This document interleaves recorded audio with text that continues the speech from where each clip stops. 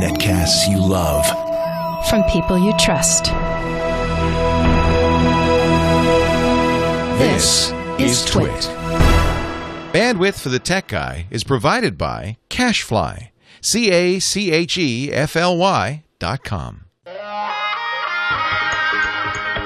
Hi, this is Leo Laporte, and this is my Tech Guy podcast. This show originally aired on the Premier Radio Networks on Saturday, July 21st, 2012.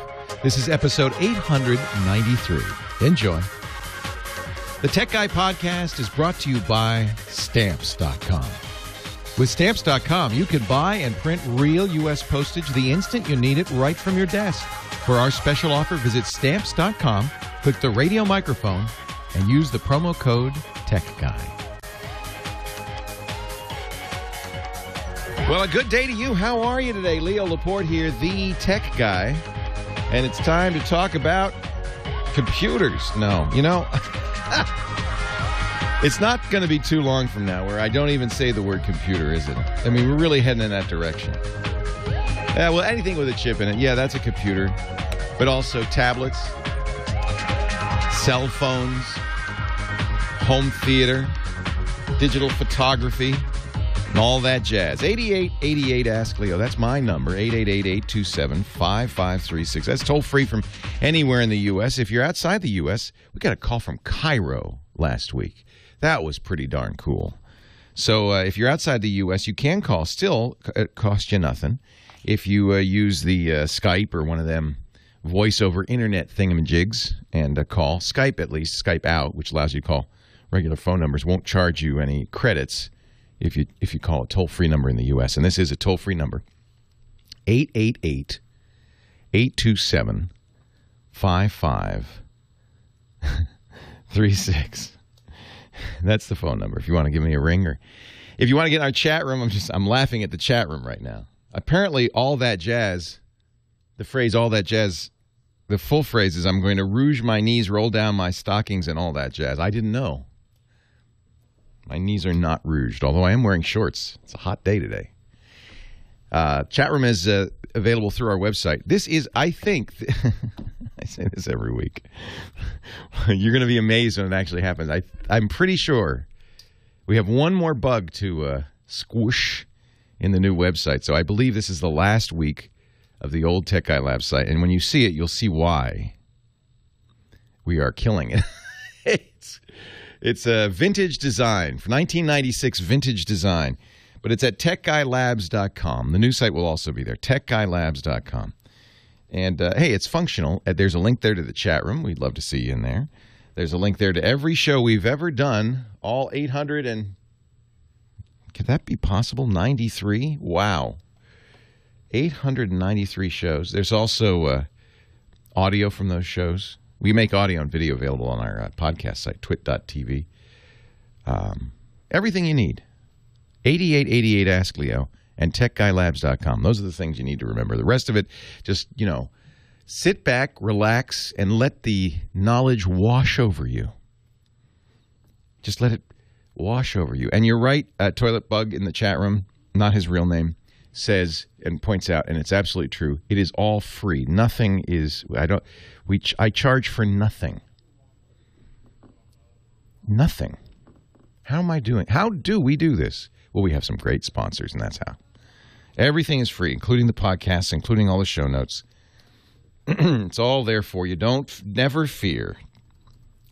TechGuyLabs.com. It's actually something I think that's kind of holding back internet television a little bit. That's what I do during the week is internet, I don't know what you call it. That's part of the problem. We don't really have a good name for it. Internet television, IPTV. But that doesn't tell anybody anything, does it? The idea is I have essentially a television studio here in Northern California where we do about 30 programs a week. But we don't put them on television. We don't put them on a cable or satellite. We put them on the internet where anybody could watch. In fact, I was watching on my big screen TV. It works great on the big screen TV. You can watch live, and then we make on-demand versions available for download of all of our stuff, audio and video. And all of that's free, thanks to our great sponsors. I like the idea of ad-supported media. I'm kind of tied into that. Well, what a big week this was. I have a couple of things I want to talk about. One is I got this Nexus 7 tablet. And this is the Google tablet they announced at Google I/O, and they're finally shipped out. I got mine on Monday. Been playing with it all week. Can't put it down. And it's exciting. I'll tell you why it's exciting, because Apple has dominated this space with the iPad for 3 years now. And finally, there is something that can compete, I think, very credibly with the iPad. And here's the best part for us. It's $200. So if you've been waiting, if you've been saying, oh, I'd love to get the kids a tablet, or I'd like to have a tablet for when I travel, I want a reader, I would like to be able to watch movies, I'd like to be able to play games. I've been playing chess like crazy on this thing, and it's perfect size. It's 7 inches, a little smaller, so but you could fit it in the back pocket of your jeans. I wouldn't do that in case you sit on it. But, it's easy to carry, much easier than the iPad. It's a little smaller. Very affordable. And because it's based on the Android operating system, because Android's been around for so long, it's now very mature, very snappy, very fast, but there's a very fast processor in this thing, a Tegra 3 quad-core, I think it's 1.2 gigahertz, 4 processor. I mean, this is a little bitty thing with more power than the desktop computers we were using until just a year or two ago. And that's why I said at the very beginning, I don't know how long we're going to talk about computers, because, the truth is, the desktop computer is kind of a dinosaur, and these new portable devices. This is where it's happening. This is where it's very exciting. I'm really thrilled to see this amazing evolution.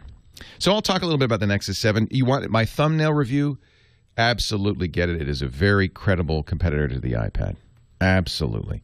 The one thing it lacks, and the iPad really does have an advantage, Apple has an advantage here, is the very high resolution display of the iPad 3, the new one. But I have to say, this is so close. It's almost what they call Retina. In fact, it is Retina, really. But the display's a little better on the iPad. But still, this is an amazing device. Really incredible. So we'll talk about that. If you want my thumbnail, review, buy it. If you're in the market for a tablet, certainly look at it.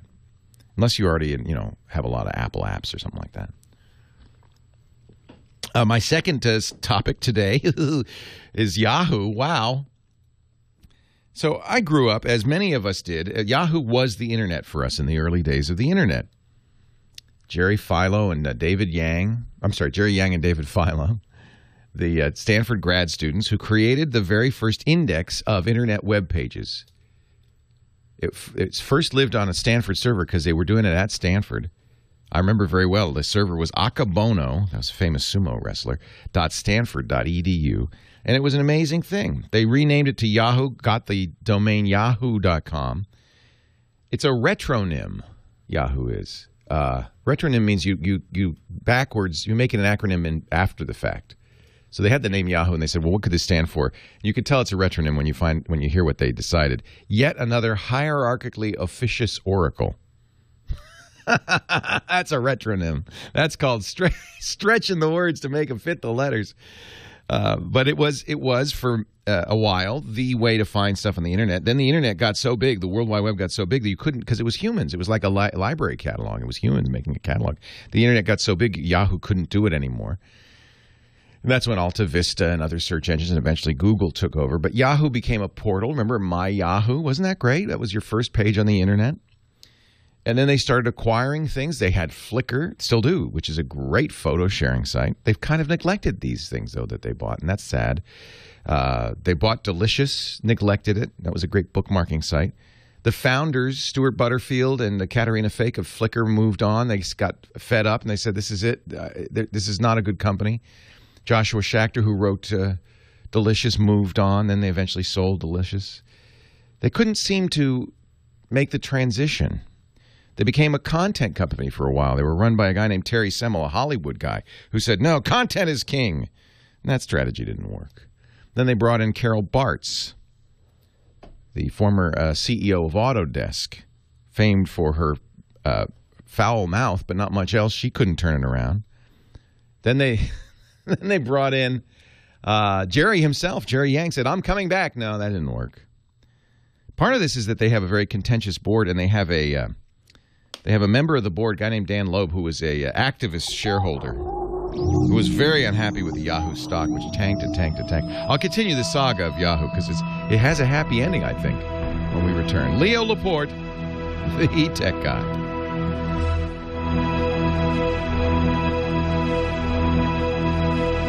I'm going to rouge my knees and roll down my stockings and all that jazz.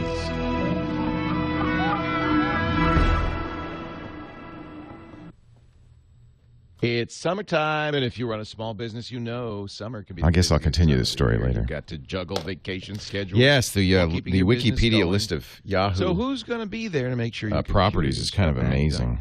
Well, Carbonite, of course. Carbonite. With Carbonite, your computer files will be backed up automatically, continuously, all year long. You can focus on growing your business while Carbonite backs up your computer files. Plus, with Carbonite, you and your staff can access their backed up files on a smartphone. It's a really interesting saga, I think. Carbonite app. So, don't let a computer disaster slow down your business this summer. For your home office or your small forgot business, Tim Morse. You need a better backup plan. You need the backup plan I left out a CEO. Carbonite. So Terry Semel left in 2007. Jerry Yang took over in 2008. Carol Bartz in 2009. Tim Morse interim for 2011. Scott Thompson in 2012. Ross Levinson interim CEO in 2012. Marissa Mayer. That is in 1 year. 1, 2, 3, 4, 5 CEOs. What are the two most important things in business? Time and money. And that's why your small business shouldn't settle for anything less than the Epson Workforce Incredibly mismanaged. That's what we use here at the beautiful studios, the Workforce Pro. It's the world's fastest two-sided inkjet printer. Interesting story. Hello, everybody. Was I ever with AOL? You mean, did I ever use it as a customer? Oh, yeah. I had an AOL account for a long time. Initially because it was, it was kind of a... I had Genie, CompuServe, AOL, all of those.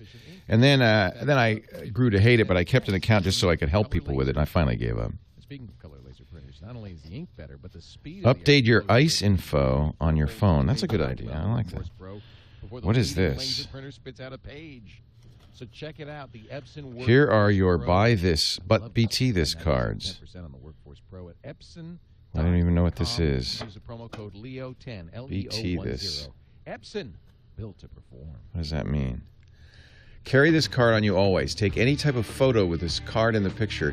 Email it to Beertainment. Beertainment? Okay. That's a little bit of a stretch. Beertainment. PayPal's now demanding two-part identification. Wow. Yeah, I've been using two-factor authentication on PayPal for a long time. I did. If you want to find out my work history, I have it all posted on my Google profile, twit.tv/Leo. What's this? What's this? A new credit card? Well. Hello. Mine expire? So this is a fun time to be in Petaluma, and you guys, after the show, I invite you to the Rivertown. Why did they send me a card that's exactly the same as the old one? Huh. Maybe they thought I lost the old one. To the Rivertown Festival. Which is, did you know about this? It's really cool. It's kind of a steampunk festival. We have a little kind of, I say it's an island. Lisa says it's not. It's a peninsula. But anyway, there's this little area where the old warehouses were, because this was a big, Rivertown was a big, barges would come up from the city all the time, eggs and lumber and stuff was shipped down. And so all the warehouses were on the waterfront. But they've taken over that island, and it's just kind of a retro festival. They do $5 weddings. They do. And it's really fun. It's the most fun festival now we do. We do a lot of festivals here. But it's a lot of Burning Man types are there, so there's a lot of strange constructions. I'll show you the picture I took. There was a replica of the Titanic going down the river this morning. No, just today, once a year. Now's the time. That's the way you do it. You came on a good day. That's the way you do it. Money for nothing and your chicks for free. That's how it is for the tech guy. No, it's not. Leo Laporte, the tech guy. 8888 Ask Leo. I'm sure. We have a couple of visitors from L.A., Craig and Carolyn visiting, and I was just showing them a picture. This is a big day in our little town here of Petaluma. It's the Rivertown Festival. This is a Rivertown, and one of the parts of the festival that's fun is the Strange Boats Parade of strange boats that go down the river. And I was just showing them a picture I took this morning as I'm walking down of a scale model of the Titanic. I think it's the Titanic. Four stacks. And it's yellow. I think that's the Titanic. Anyway, sailing down the river. But it's a scale model, but it was about 7 feet long. I mean, it was pretty big. It was fun to see it.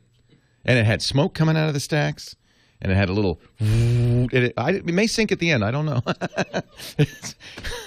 They'll have to get a little, 8-foot iceberg out there, and maybe they can recreate the 100th anniversary of the Titanic this year. 8888 Ask Leo, that's the phone number, 888-827-5536. I got started on the saga of Yahoo. I should have realized it's going to take about an hour to tell you this story. It's crazy. It's just crazy, the story of Yahoo. I'll go briefly. There's a great Wikipedia page, Yahoo-owned sites and services, that just goes on and on and on. Ad Interacts, Fire Eagle, Flickr, FoxyTunes, Upcoming, Wretch, Rivals, Yahoo Advertising, Yahoo Answers, Yahoo Avatars, Autos, Axis, Bookmarks, Yahoo Developer Network, Directory, Finance. Yahoo Finance is good to use it still. Yahoo Games, Yahoo Green, Yahoo Groups, Yahoo Kids. Remember Yahooligans? That was great. A great search engine just for kids, so it had no bad stuff on it. Yahoo Kolprol, which is apparently an Indonesian social network. Yahoo Local, Yahoo Mail, which is still, I think, bigger than Google Mail. It's pretty big. Yahoo Maps, Yahoo Meme, Yahoo Messenger, Mobile, Movies, Music, OMG, which I didn't know about until recently, which is Yahoo's gossip magazine site, one of the most visited sites on the internet. Originals, Parental Controls, Yahoo Personals, Pages, Publisher Network, Real Estate, Search Marketing, Shopping, Small Business, Smush It, Sports, Travel TV, Yahoo Screen, Yahoo Voice, Yahoo Web Analytics, Yahoo 360 Plus. Those are all existing services, and then there's a ton of discontinued or defunct services like Bix, Blogs, Delicious, Jump Cut, Yahoo Auctions, Yahoo 360, Babelfish, Buzz, Gallery, GeoCities. Yes, they own GeoCities. And on and on and on. This is a company that really has some real value, but just can't manage in this modern internet world. They're being clobbered by Microsoft, Facebook, Google. But something interesting has happened. Yahoo's, which has been through five CEOs in the last year. That's always a bad sign when a company has five different, because each CEO attempts to put his or her stamp on it and change the company, and that's, you're being whipsawed as an employee. Jerry Yang, I mentioned that Terry Semple ran it for a while. Terry Semel, I should say, from Hollywood. Then Jerry Yang took over. Then Carol Bartz. Then I didn't even remember this. There was an interim CEO named Tim Morse. Scott Thompson took over in 2012. Was forced out because of his faked resume. Ross Levinson's been running it until they announced this week Marissa Mayer. Now, this is a coup. Marissa Mayer, for a long time, was the best-known face of Google. Google's 20th employee. The first female engineer at Google. And she is an engineer. She's a programmer. She's a serious engineer. For many years, she ran search at Google, the most important division of Google, and was responsible for keeping that search page clean and simple. But a couple of years ago, when Larry Page took over from Eric Schmidt at Google, Larry announced that he was going to have an executive committee of 5 men running the company. She was not on that list, and I have to think that at that point, the writing was kind of on the wall, that Marissa Mayer maybe had hit the glass ceiling, even at Google. And perhaps it was then that she started thinking about going elsewhere. I'm not sure. It's been a while, more than a year. But what a shock. I mean, if you were going to say who could save Yahoo, she would be on a short list. And she was not on the short list of CEO potentials. She was not one of the candidates. I think she perhaps called them. By the way, she needs no money. She's a multi-millionaire from her Google stock alone. She didn't do it for the money. She's having a baby in 3 months. She's only 37. She's very young. full of energy, very creative, very driven, very ambitious. And I have to think that Yahoo said, yeah, you want to work here? Yeah. Because this is a person who's very smart. And I have to think that Marissa Mayer looked at it and said, this is the biggest challenge out there right now, to take a company like Yahoo with so much going for it that just can't seem to find its way. She wants to turn this company around, and I can only think that she has a plan. She's not sharing it, and she's smart. She shouldn't. But I think that somebody like Marissa Mayer doesn't take this job. She doesn't need the money. She's about to have a baby. If she were like you and me, well, certainly if she were like me, she'd be on the beach right now, relaxing. She's got plenty of money, tens of millions of dollars. She'll never have to work again. I'd say let's stay home and be with the baby. But she is not that kind of person. She wanted the challenge. She embraced it. And she's going to work darn hard. And I have to say, bringing a name like that into Yahoo means it's easier to attract engineers. The momentum has shifted all of a sudden, and everybody will be watching with great interest to see what Marissa Mayer does. I think this is hugely exciting. Very, very exciting. And bravo, Yahoo, for getting her, and bravo, Marissa Mayer, for taking a huge challenge. And we'll watch with great interest to see what happens. It's not a guaranteed win. You're taking a losing team. It's the bad news bears, and seeing what you can do. So very excited for people like me, for my tech journalist friends. You couldn't have a more exciting scenario. I mean, that's great. Well, there's so much to talk to. I want to talk about the Nexus 7. Microsoft losing money for the first time ever as a public company. The world is changing very rapidly. And we are privileged to be a part of that, and it's fun. That's why I love covering technology. But I did give out a phone number, and really this show is all about you and your calls, so let's get to the phones. 8888, Ask Leo, starting with Taylor in Ohio. Hi, Taylor. Leo Laporte, the tech guy. Hi, Leo. Hey, quick question for you. I have 2 internet services at my house, 2 separate ones, and I'm looking to put them on the same network so I can go to any computer within my home and pick which internet service I want to use within my house. Boy, that's an interesting question. You don't want to bond them together. You don't want to double your speed because that's hard to do. You're saying you want to be able to pick which service you use at any given time. Correct. Now, I thought of the 2 Wi-Fis. Maybe have 2 Wi-Fi things. That's what I do. I do, in fact, have that at home, and the reason I did that is because I found that at about 5 p.m. Comcast went down when everybody started to watch Netflix, so I put my DSL in there. That's probably the easiest way to do it, that you just join a different router. Let me think about another way to do it. Scott Wilkinson coming up, home theater time right after this. Office comes out. Forgot to mention that. This has been a huge week again. If it's wired, different NICs would work, right? It might be a little more complicated with that, right? Would you have to disable one? VLANs are the way to do it, I would guess. So, Dr. Mom, you held out on the red Galaxy S3, huh? That's going to be beautiful. Oh, yeah, we'll talk about her compensation. But, it's just keeping score, Murray, because she has, as somebody said, $300 million. She doesn't need any more money. And, there's going to be some criticism of the Yahoo board for paying her $61 million, potentially, by the way. That's only because of options and so forth. So if you break it down, her salary's $1 million a year with potential bonus for $2 or $4, or some say $8 million if she performs. Then they made whole her Google stock because she had invested Google stock worth, I think, $14 million. So that means that I'm going off the top of my head here on that. So, but I'm pretty sure that's what it was. So they had to pay her that because she was leaving that on the table at Google. And then they give her stock options, but the Google stock stuff and the stock options vest over 5 years. This is all retainment stuff. So she'd have to stay there 5 years. I doubt she will. And you know what? If she turns around the company, she's worth every penny. That company is a multi-billion-dollar company. $60 million, big deal. Big deal.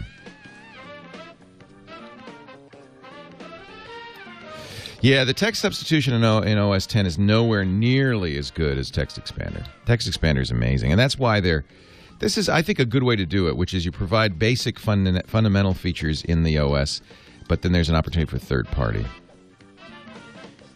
That's right. NFC has to be plastic. In fact, I'll tell you another thing, Dr. Mom. We have those the tech tiles from Samsung, and initially I put it on the front desk, which is made of metal, and it wouldn't work at all.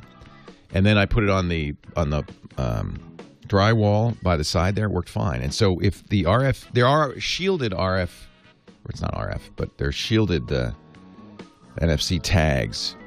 You have to buy them; they're more expensive. But a normal NFC tag won't work on metal either. Metal is the bane of NFC. No, Dax, I'm in this chat room. How'd you know I pulled a muscle? Jeez, you guys. Oh, I guess I mentioned it on Thursday.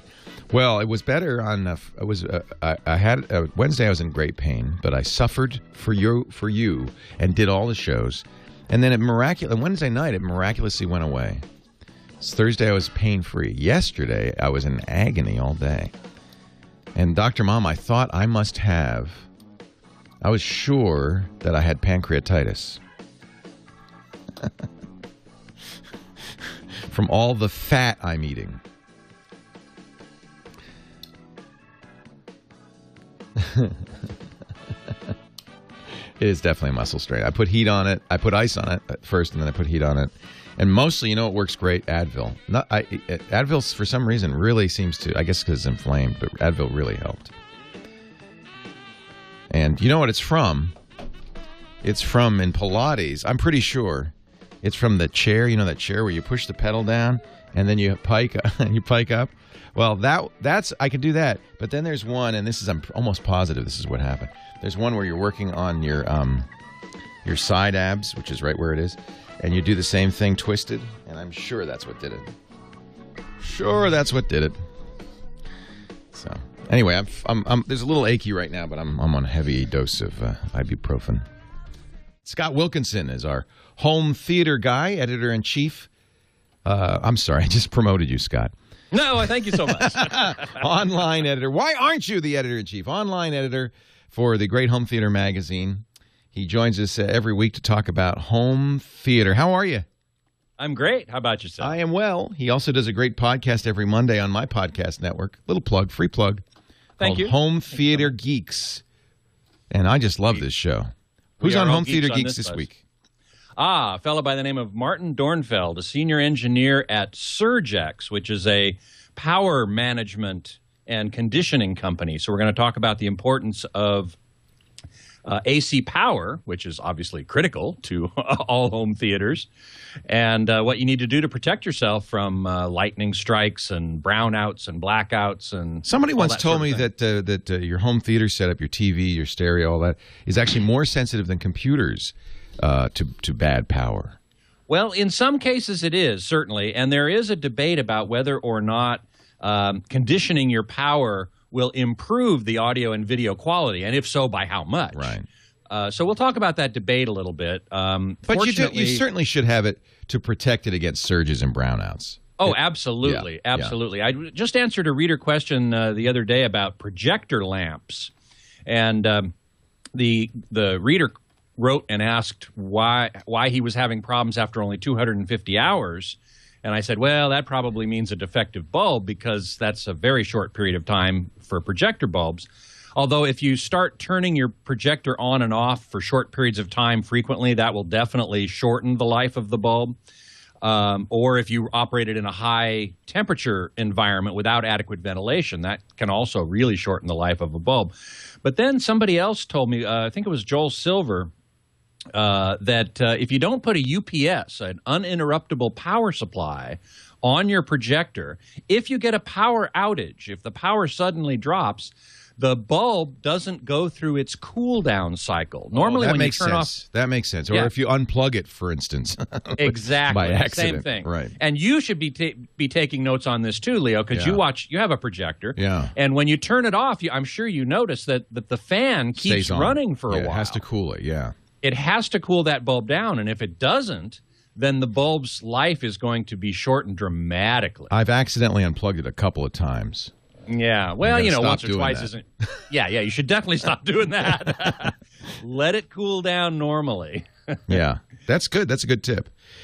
So there are, and I'm sure you'll talk about this on Monday, but there are two different kinds of things, actually really three, that you could do. There's the cheap surge suppressor that you buy in a store that kind of has it's basically a power strip with a fuse in it. So if there's too much power, it goes and then protects it from a overdose. It can't, by the way, protect it from a lightning strike in many cases because it'll just arc right over the fuse.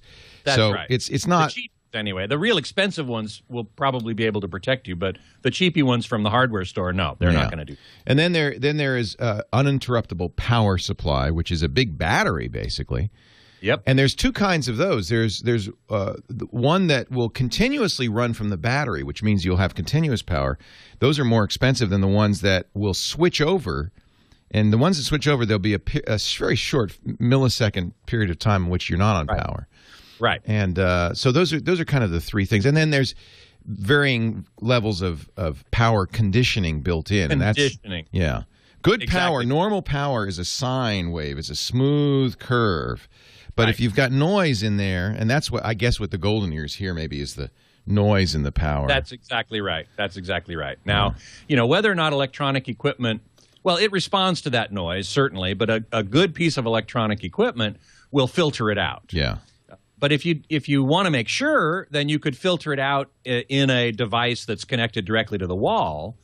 Some of them go so far as to basically reconstruct the power. They take the power in from the wall, and then they use some pretty heavy-duty electronics and electrical components to actually recreate and regenerate the power in a very clean, smooth sine wave, and that then gets sent on to your equipment.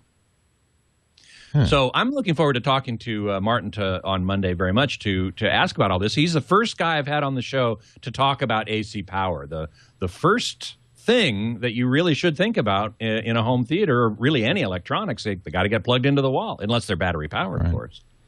Well, I need to probably upgrade. I'm just using the ones I got at the hardware store. We don't have lightning out here, though, so it's very rare. No. So. And how about blackouts? I mean, how about also very rare. We haven't had one in a year, so I'm not. You know what the?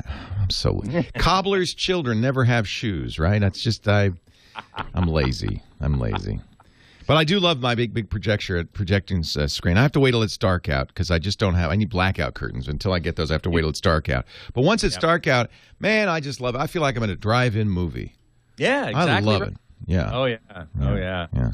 Hey, listen, I got to go see The Dark Knight Rises the Thursday night before the midnight showing, and before we heard about the terrible tragedy in Aurora. Horrible tragedy in Aurora. Boy, I woke up the next morning and I had already seen the movie, and I went, "Oh my God!" What's it's just very sad.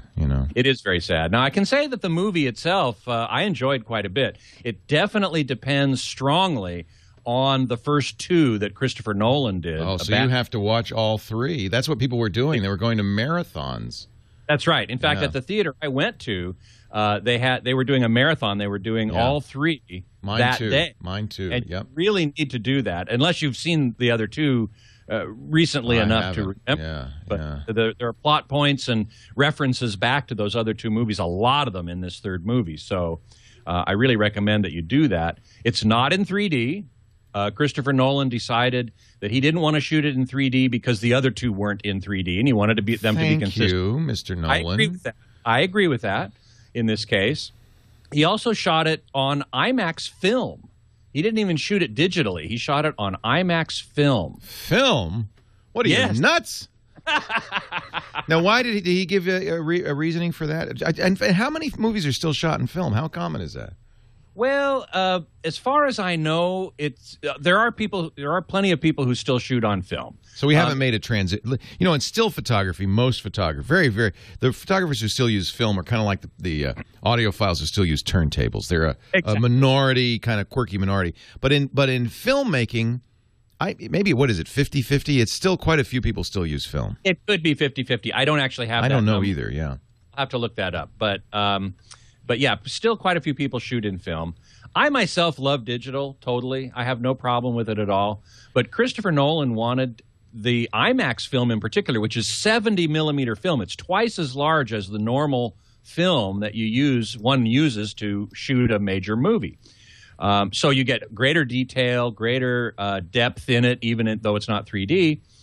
And so ideally what you want to do when you go see this movie is go to an IMAX film projection system. Right. There are now two types of IMAX theaters. There are film projector IMAXs and there are digital. And the digital ones aren't that much bigger screen than your regular multiplex. In fact, they're usually found in multiplex environments. Whereas the IMAX film theaters have these gigantic screens, 8 stories tall, running 70-millimeter film through the projector, which is what it was shot on. And it really is a somewhat different experience. IMAX, of course, claims that, you'll get the same experience either way. But I don't think it's true. So see it in IMAX. See it in IMAX if you can. Scott Wilkinson, hometheater.com. Hometheater.com. That's the place to go to follow his stuff. We'll talk again next week. Leo Laporte, the tech guy. Thank you, Scott.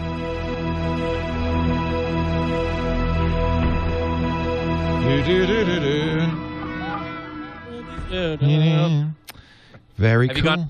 Not yet? Have I got what? Too many what Have you seen The Dark Knight? No, I haven't. I'm not a big fan of comic book movies, I realize. I went to see the Avengers movie, and about 10 minutes in, I got mad at myself. And I said, what am I doing? I don't like comic books. I'm not into comic book movies. I have yet to really like a comic book movie. Why am I here? Yeah, then you probably won't like this one. I loved The Dark Knight Begins, or whatever the first one. I really enjoyed that. The Dark Knight. The Dark Knight. I really enjoyed that. Yeah, Heath Ledger was amazing. Yeah. Oh, creepy as hell. A little creepy as yeah. And I will say, in The Dark Knight Rises, Anne Hathaway is amazing. Oh, I love her. She's my imaginary girlfriend. I just love her. But I don't know if I've seen the second one. You'll love her in a skin-tight catsuit then. Yeah. Well, I like anybody in a skin-tight catsuit. Well, there you go. But her particularly. The second one is The Dark Knight. The first one of the trilogy is Batman Begins. Okay. And that's the one I like, Batman Begins. Yes, that had Liam Neeson. Oh, so I have seen the Heath Ledger one. That's the second one. So I've seen them both. I've seen them both. Okay. So the third one refers back to both of them a lot. So yeah, I probably should watch them again. I think they're on demand. I can watch them on demand. Oh, yeah, sure. Yeah, watch them on my big screen. I have to admit, after the shooting, I've kind of that's the other thing. I'm not scared, but although I was surprised they were still selling out the next day in Petaluma. It was sad because I live across the street from the movie theater, so that night there were all these people lined up, and they were so festive, and they're all wearing their Batman shirts, and they're just really in a great mood, and so it really hit home. I just thinking about, it could have been here, and those people were just in such good moods. Although why you'd bring a 4-month-old baby to that is nuts. Oh, man, that's nuts. Those people are nuts. But nevertheless, and thank God the baby's okay. But yeah. It was so sad to see that. But what surprised me is I thought, well, aren't people worried about copycats? And I guess people weren't. People are. Well, I don't know. We'll see how it hurts the box office. But yeah, we'll see. But I have to admit, it's not because I'm afraid, but I just don't want to. It's like it's going to be painful to go see it. I'm going to wait. In this case, you're probably right. I got an invitation to a preview. You saw it before, so you were lucky. So I was lucky. Yeah. Exactly right. I would give it. I cannot get all excited about it. I can't celebrate it. It's very hard to. Yeah. It's sad. It's very sad. Yeah, I agree. Oh, okay. All right. Thanks, Scott. Take care. Next week. Bye-bye. Bye. Yeah, I think Dr. Mom's right. I don't blame the guy who did it. He obviously he had a psychotic break. It's a great tragedy for everybody involved, including him and his family. I mean, the guy clearly just lost his head. And I've had mental illness in my family. I completely understand what a great tragedy that is. And I don't think until you've really known somebody who has had a psychotic break, you can't realize what a switch it flips. I mean, here's a guy who was clearly very successful in his life, was smart, was doing fine. There was no evidence of him being, a nut in any. He's not like he was a survivalist or, a terrorist or something like that. He lost his head. He lost his mind. It's so sad. Well, that's my guess, Rooks. There's no evidence that that he was like that at all until a few months ago when he dropped out of school and started buying guns. Yeah, for months. But that's typical. That's typical. And until you've seen somebody go psychotic, you just don't know what it's like. Oh, maybe. I mean, she would have known, and maybe he'd been diagnosed schizophrenic, and you can be very high functioning. He was the right age. Leo, that's the age of onset. Yeah? We got a Nod 32 live read here. Okay, you got it.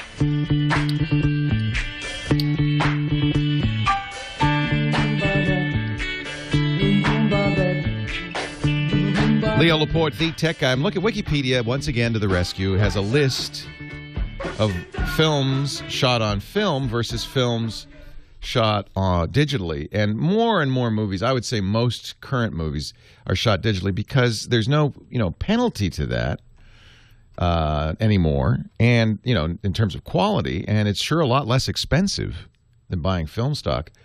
But for aesthetic reasons, people still do shoot on film. Wrath of the Titans, shot on 35mm film. 21 Jump Street, some shots. Night Exteriors in The Hangover 2 on film, the rest digitally. The Tree of Life makes sense, shot on film. TV boxing scenes in The Fighter. Black Swan was shot on 16mm with Canon EOS 5D Mark IIs and 7Ds. Can you believe that? And a lot of filmmakers are using these DSLRs to make movies because they're so compact. You can get in very small spaces. You don't need a big camera. That's kind of amazing.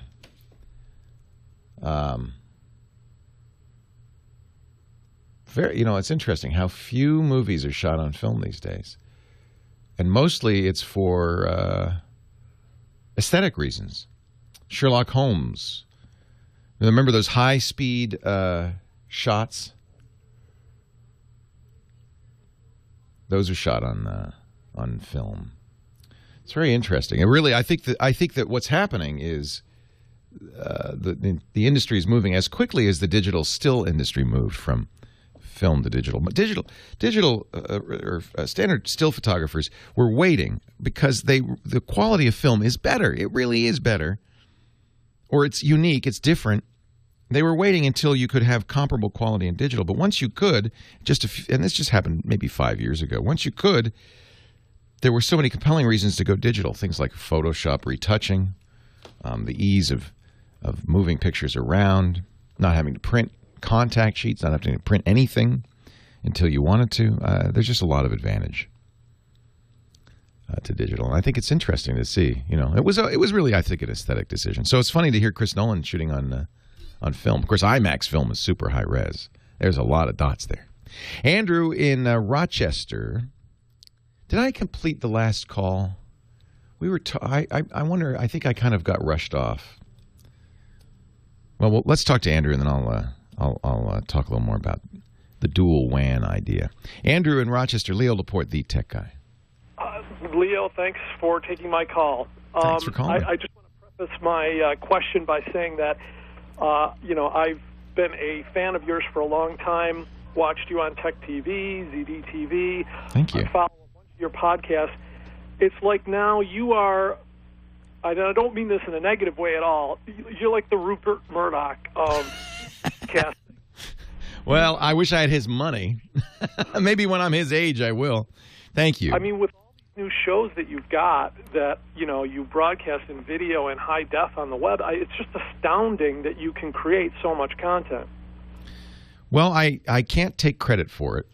It started by having a great community around me who really were supportive and encouraged me to do this, and then building a great team here.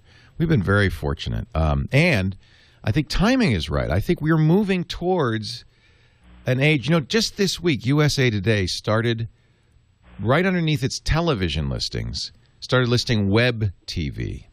No kidding. Huge. That is a real acknowledgement from a very mainstream newspaper that people are starting to watch stuff on the internet as much as they do on cable and satellite and broadcast. And that's big. That's big. Yeah, I mean, it is. It's just having, as I said, watching what you've created from an outside perspective. Thanks, Andrew. Somebody who's had a little bit of background in radio, it's very similar to, a musician saying, I don't need a record company anymore. Right. I'm just going to do it myself. It's what's happening, isn't it? Well, yes, but many times that goes nowhere.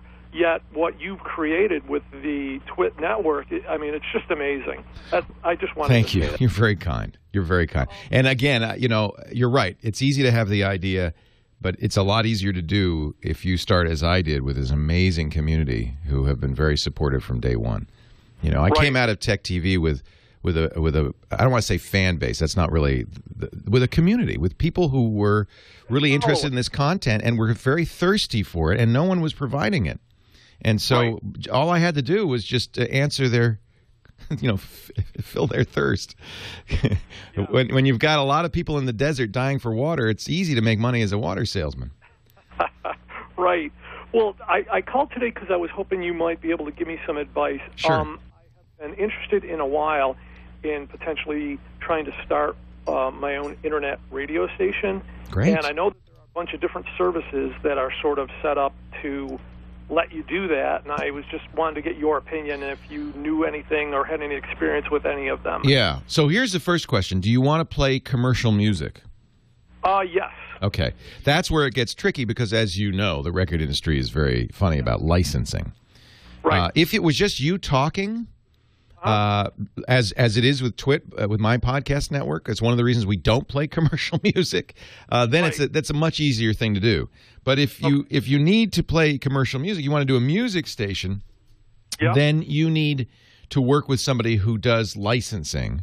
Otherwise, you will get the Recording Industry Association of America all over your stuff. And so that's why I like Live 365. Live365.com, because they make it very easy to do a station. You go they have software you put on your computer, and then you just make the music, you do the talking and all of that stuff, and they'll walk you through it. They put ads in. If you want to do it for free, they'll put ads in, and then they do pay license fees. So you should check and see, or you can have a subscription that is they call it their VIP subscription, which is as little as $6 a month, and then you could put your commercials in if you wanted to. But the thing that is key here is if you're going to play commercial music, signed artists, you've got to go through somebody that will do the licensing. Right. I understand that. As somebody who owns one of the few independent record stores that are still... Then you know. I'm well aware of all that whole license. So your best recommendation is Live 365? Yeah, it's the one I like. And maybe the chat room knows some other ones. LiveCity.com doesn't do the back end for you, but they do the royalty end for you. LiveCity.com. One of the reasons I recommend Live 365, it's kind of like YouTube. It's where the people are. Part of the problem is discovery. You can make a radio station, but how do people find out about it? If at least you're on a directory like Live 365, I think Live 365 will also get you on those internet radios, which you want to be on. Shoutcast. Shoutcast is another one, shoutcast.com, that will get you right on those directories. But I don't know how you handle the royalties on Shoutcast. I would look at it and see. So Live City is basically a hosting company that does provide royalty payments. Shoutcast is the software company that I don't know if they do. I don't know if they will help you with that part. And then Live 365 does both. Thanks so much for your help, Leo. My pleasure. Enjoy. You know, this is one of the dreams everybody who is in radio has. When I was in radio, real radio, I guess I still am, aren't I? I'm on the radio right now. Whoops. When I was a young DJ just starting out, it was the dream of everyone was, gosh, someday I hope to own my own radio station. What a foolish dream. It's a guaranteed way to lose money. Great way to lose money. 70 or 80% of all radio stations are money-losing propositions. But the reason we all wanted to own a radio station is because we wanted to do our own thing. We didn't want a program director or a general manager telling us what to do. We didn't want to have to read their liners, play their music. We wanted to play our own stuff. Foolish dream though that might be. I'm very fortunate. You know, the other way to do this is to be doing it long enough and to be successful enough that you get the general managers and the program directors say, do your thing. I'm very fortunate to be in that situation. But I ended up, in a way, owning my own radio station. But nowadays, it's a lot easier to do. You don't have to have a license. You don't have to have a tower. You don't have to have a transmitter. All you need is an internet connection and a computer. And you do own your own radio station. And no one will tell you what to do, except the Recording Industry Association of America.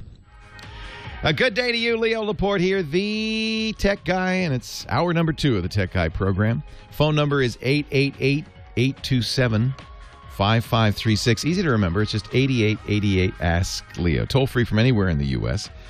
We are now 180 stations strong, coast to coast, and we have listeners all over the world via the internet as well.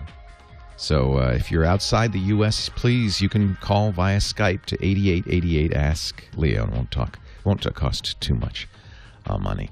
We're talking before the break. Gosh, time just flies.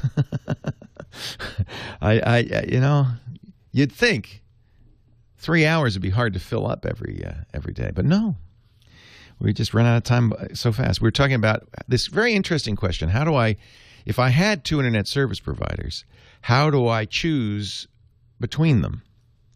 You know, and in fact, at our house, I do have this situation because I was so fed up with Comcast. And this is really dependent on locale. It's not a Comcast-wide problem by any means, but I guess the providers in our area, and maybe they'll fix this. In fact, I'm sure they will, didn't provide enough bandwidth to that neighborhood. You know, that's how cable works, is they provide a certain amount of bandwidth to a neighborhood.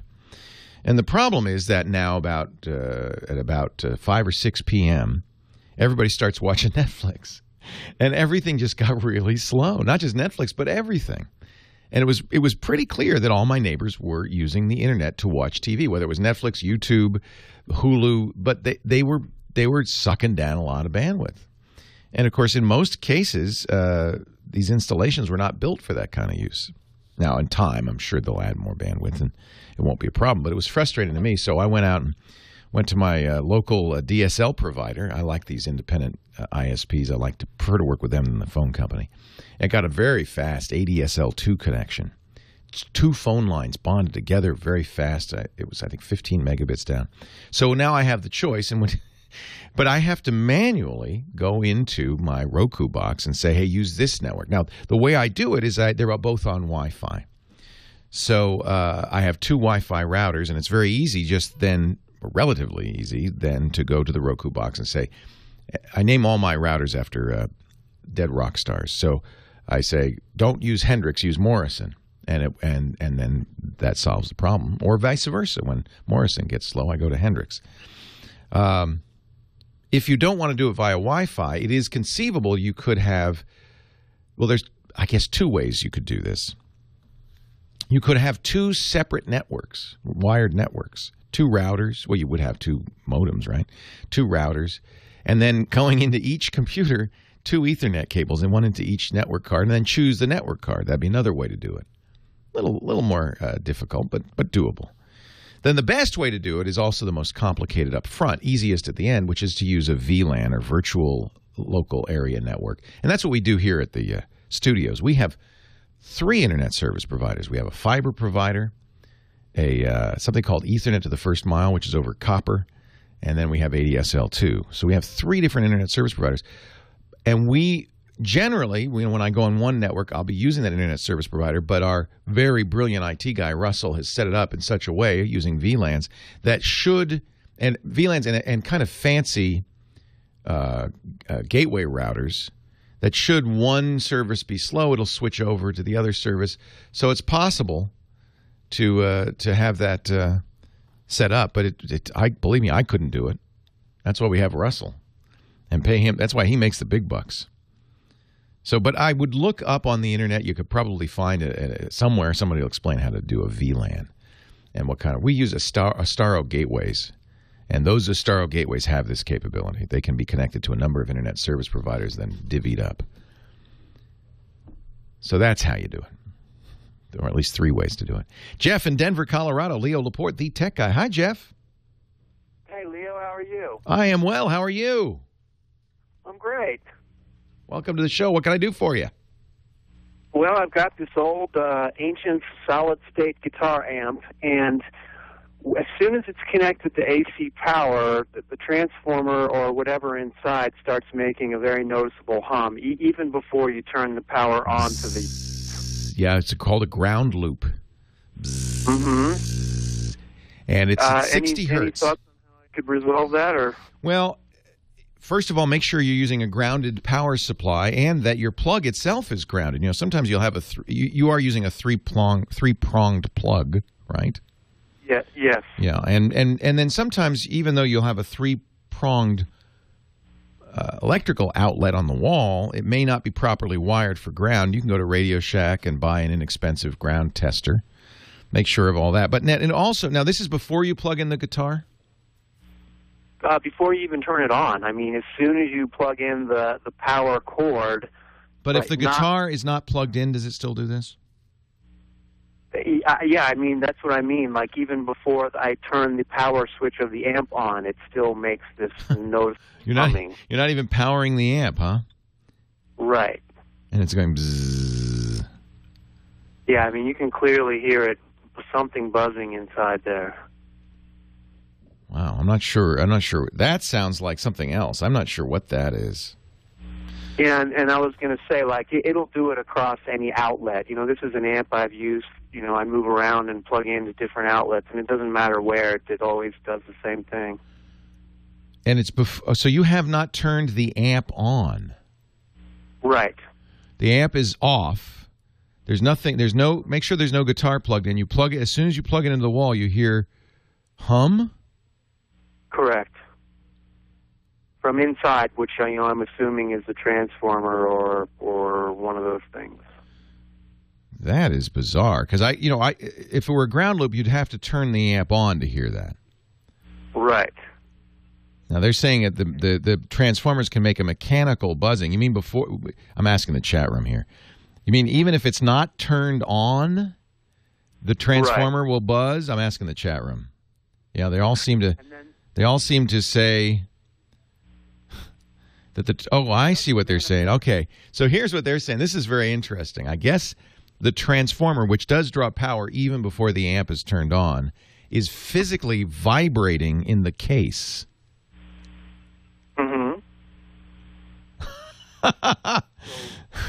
That's wild. I'm not sure what the fix would be. One of the guys is saying loosen the bolts on the transformer. I think it's not right. I would be careful because if it's a short, you don't want it to burst into flame. It could be the house wiring. It could be I think it's I suspect now that it's the amp and not a grounding issue. I think because the amp, the transformer does get power as soon as you plug it in, regardless. I don't know. I'm trying to make sense out of the chat room. And of course, because there's 1,000 people in there, there's 998 different opinions. I am not an electrician. This is analog technology. Somebody knows, please call 8888 Ask Leo, especially an electrician. But I would say this might be one to bring the amp to a guitar center and say, hey, what the heck? See if it does the same thing on another circuit somewhere else. That's one way to test it. Bring it to the neighbors and plug it in, see if you hear it. Then if you still hear it, it's the amp. If you don't hear it, it's your internal power. Andrew CCM says, don't take it to Guitar Center. Mark in Maryland, Leo Laporte, the tech guy. Hi, Mark. Hey, Leo, how's it going? It's going great. How are you?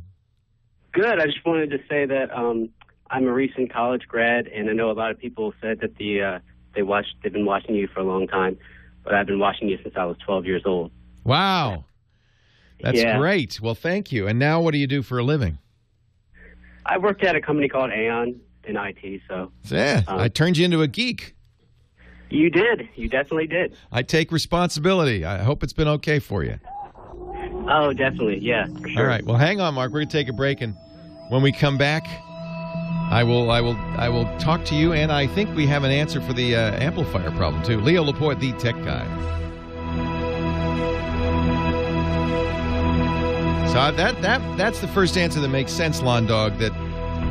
That's wild too. That so you plug in the amp, but nothing else is plugged in, and the amp is not turned on. It is the hottest topic in business today. And you're hearing buzz that because it's an old amp, the lamination in the transformer is loosened, and the thing is vibrating at 60 hertz. That makes sense. I don't know if it sounds okay. I don't know anything about it. Yeah, just hold the transformer, see what happens.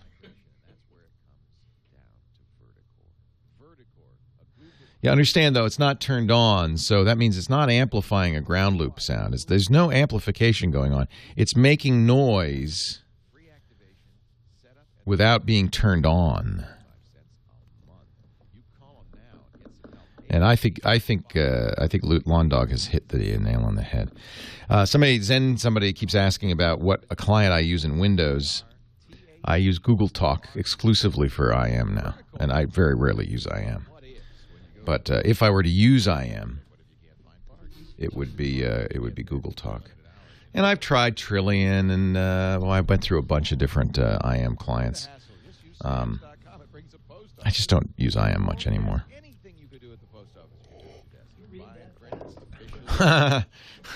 No, Craig, I cannot read it. It's scrolling. I have chat here too.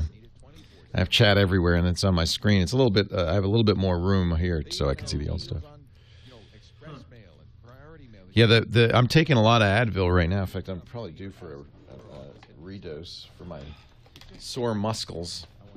And I didn't do Pilates this morning, and I may not do it tomorrow. Dr. Mom, let me ask you something. Now, these are 200 milligram caps. And when I really want to get hit it hard, I'll take 4 of them. I'll take 800 milligrams. But I'm afraid of killing my liver. Huh? No, I don't do hippie stuff. No hippie stuff? Let me look at it. Is it? Arnica. Yeah, arnica. It's hippie stuff because it's not merely arnica. It's diluted arnica. It's what do they call it? It's homeopathic, right? Which means there's actually no arnica in there. You know that, right? It works for me. All my coaches made me take it. Let me see. Get my steps. I bruise easily too, so it helps with bruises. Okay, it's 30C. That's what they told me to take on a daily basis. Yeah, because you know why? It's just water. Oh, sugar pills. So I'll show you. Yeah, it is sugar pills. I'll show you. So the thing about homeopathy, it's safe because you're not actually taking anything. The theory behind homeopathy, and I think these are homeopathic, is that the chemical will influence the water molecules. So what you do is you take it's very medieval. So you take a chemical that gives you the symptoms, like arsenic will give you a certain symptom. You put it in water, and then you dilute it until there is no molecules left. You literally dilute it until the point where there's actually no arsenic left. But the theory is that the arsenic has influenced the water molecules, so that now the water molecules will have a beneficial impact on you. I don't want to ruin the placebo effect. It works. It works really, really well. It's very, very effective. Then it works, and that's all that matters. It's all that matters. Yeah, that's what I take. Ibuprofen 800 has actual chemicals in it. Well, do you want that instead of the actual gel? No, this is fine. Okay.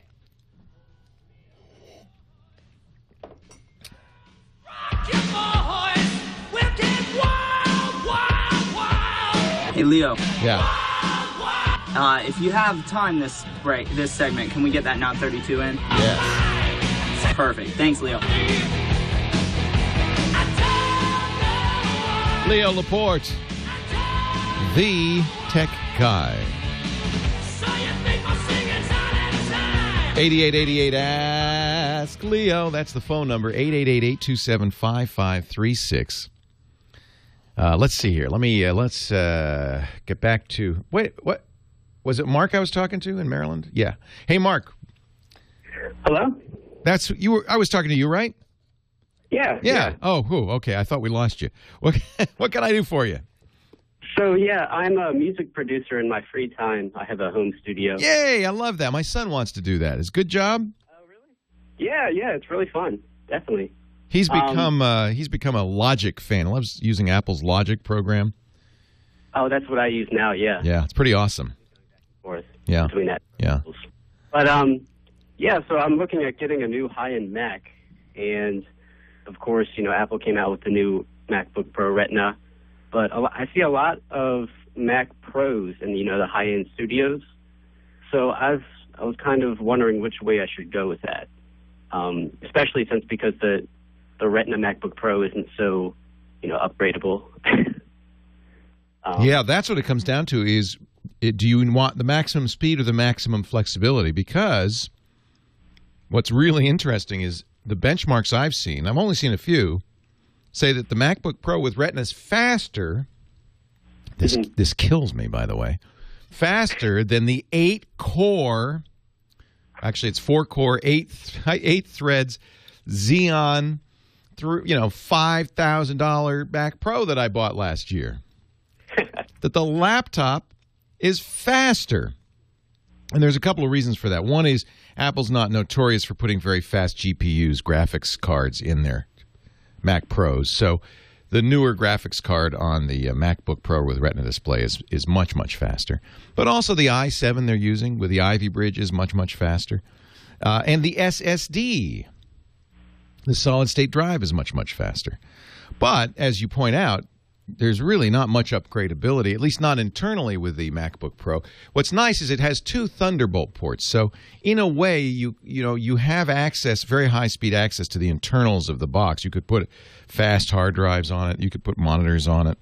So in a way you do. But you can't upgrade the memory. It's either 8 or 16 gigs, and that's all you'll ever get. It's literally not upgradable. It's soldered onto the motherboard. You can't put multiple hard drives in the box. You can have external hard drives, as I said, that are almost as fast as if they were internal. And it's but it's portable. It's light. It's thin, and it has a beautiful display. You can, if you wish, and I think this is what I'm going to do. I'm going to get a Thunderbolt display, the $1,000 Thunderbolt display that Apple sells. That's a 27-inch display. You take that new MacBook Pro, you just plug in the Thunderbolt port in the power supply. You don't even have to open the laptop, and now you're using it as a desktop. So, do you think they're phasing out the Mac Pros? That's a very good question. Here's the only piece of evidence that they're not. There's a lot of evidence that they are. They should have updated it. They didn't. Typically what Apple has done in the past with the Mac Pros are the tower cases that people who are composers, film editors and stuff use because they can put a lot of drives in there. You can upgrade cards. You put additional cards, Blackmagic capture cards, things like that in there. So they're much more flexible. They're also much more expensive. They take up a lot of space. They're noisy. The Mac Pros typically get upgraded when Intel upgrades its processors. So by all rights and all historical precedent, Apple should have put out a new Mac Pro when it put out the new Retina displays because the Ivy Bridge chip from Intel is significantly improved. They don't have there is no Thunderbolt port on the Mac Pro. There is no, they're still back in FireWire. That's 3 years old. There's no USB 3 even. So they didn't upgrade it. So that would be the evidence that maybe Apple's starting to abandon them. Now, the only evidence that they are planning to upgrade is that David Pogue at the New York Times claims that he talked to an executive, unnamed, who said, no, we're going to do it in 2013. I find that very slim evidence. An unnamed executive who we don't even know, we have no idea how much he knows, said, yeah, 2013. So, and Apple is not beyond putting out misinformation anyway. So that could mean a couple of things. Could mean they're going to have a new one next month and they just didn't want anybody to stop buying the old one. Could mean they have no intention at all, but they didn't want the heat from the pro users. We don't know. I think we don't know. And I think that at this point, the fastest Mac out there now is the MacBook Pro with Retina. It's expensive considering you only get a small amount of storage, but you could always attach an external drive. I think I wouldn't buy a Mac Pro now anyway. Do you have to buy it now? No, not now. Probably within a few months. And if you're using Logic, by the way, plenty of speed on that thing. Plenty of speed. Oh, yeah, definitely. Yeah. I have a lot of external converters and stuff that's FireWire, so that's why I was kind of, wondering about the Mac Pro. But, yeah, I think the Retina display is actually the way to go, sounds like. I love it. It's the best computer, not laptop, best computer I've ever used. Wow. I'm very, very happy with it. And given that you can put a Thunderbolt monitor on there then that adds Thunderbolt ports, FireWire ports, and all of that. I think that's pretty compelling. So it's Tim Cook. An email from Tim Cook now, who's the CEO, confirms this is actually after the David Pogue quote. An email Apple confirmed to be from Tim Cook was sent to a Facebook group page dedicated to the Mac Pro. I'm on that page. A petition on Facebook saying, give us a new Mac Pro. He says, Apple is working on something really great for 2013. Well, that's meaningless. Thank you, Tim Cook, for a non-statement statement. That didn't even say a new Mac Pro, something really great. Let's say, although here's the quote. Franz, thanks for your email. Our Pro customers like you are really important to us. Although we didn't have a chance to talk about a new Mac Pro at today's event, don't worry, as we're working on something really great for later next year. That tells me nothing. That doesn't even say it's a Mac Pro. So, and then, by the way, in the last line of that email, we also announced a MacBook Pro with Retina display that's a great solution for many pros. Apple is no longer a company that caters to professionals. They have seen the light. The light is mobile consumer devices like the iPad and the iPhone. That's the bulk of their profits. I absolutely think it's possible for them to completely discontinue the Mac Pro. I would not count on a Mac Pro next year. So there's your answer. I don't know if it's kind of a non-answer from Apple. Get the MacBook Pro with Retina. If you need something today, what a nice computer. And, I guess maybe for Logic you'd want 16 gigs of RAM. You should get as much RAM as you need. It's only $100 more, so you might as well. I got the base model, 8 gigs of RAM. I think it's a 256 gig hard drive. They're smaller because they're SSDs. Couldn't be happier. Super fast drive. One thing you really like is the speed of that drive is great when you're working with something like Logic or editing movies. And, if you need more storage, which you will, you get an external drive.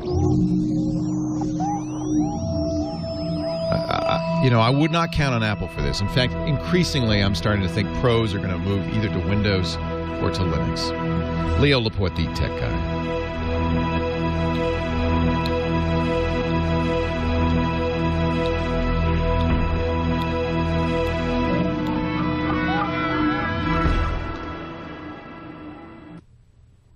So I didn't see this. Thank you, chat room, for pointing me to this Tim Cook statement. I actually didn't see that. It's really a non-statement statement, though. Notice he just says we're working on something really great. He's not saying we're doing a Mac Pro. And in fact, the real message here is, hey, the MacBook Pro is a great choice for many pros.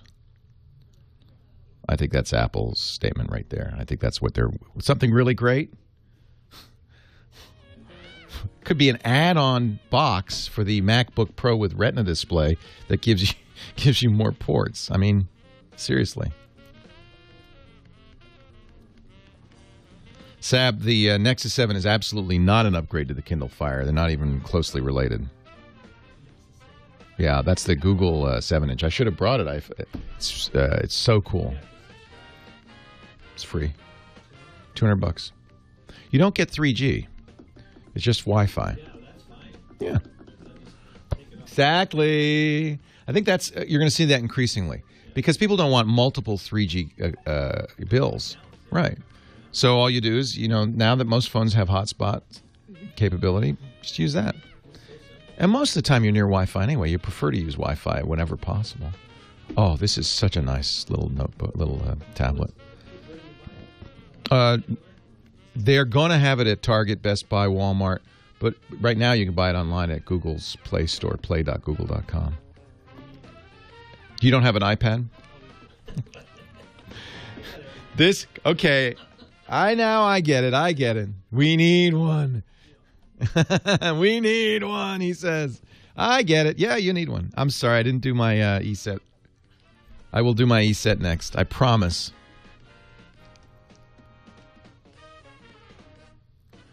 Yeah, I don't think you're going to see Retina 27-inch displays for a while. It's just too much. Compare the Nexus 7 to the Fire. Okay. Same size, much better screen. Processor speed is incomparably better because you have a Tegra 3 in there. Quad-core processor, very fast graphics. It's thinner. It's lighter. It runs actual Android, not only just actual Android, but Jelly Bean, the latest Android, which is very fast. The Fire is running some sticky piece of crap that Amazon made on top of Android. I can see no reason, if you were looking at a Fire, I can see no reason. They should have zero sales for Fires going forward because the Nexus 7 is superior in every way. The one thing that is not there, which is weird, Amazon's store app. You can buy Amazon Music and all that stuff. The Amazon MP3 thing works, but the Amazon has also an app, an Android app, where you can, browse the store in one click. It's not available on the Android tablets. I'm sure they will. That's meaningless. And anyway, you can use the web for that. I mean, the Fire is the same price as the Nexus 7. There's absolutely no reason to buy a Fire, and I like the Fire. Nexus 7 doesn't support Adobe Flash. That's not strictly speaking true. It does, but you can't get Flash for it or any Flash. And Adobe's discontinued mobile Flash, so that's Adobe, not the Nexus 7. And the only reason you'd be able to run Flash is if you had it on there before. Hey, Leo. Yes, sir. All right, coming back, we've got a DSL Extreme billboard, and then Scott Wilkinson just called me on the hotline here. He said that I guess he's going to post a link in the chat room for you on all the theaters that have... Hang on one second. All the theaters that are carrying the IMAX version of Dark Knight. I am calling you now, so we are linked. And I'm going to rollerblade home and call you again. Okay. And I'm excited. I'm so flattered.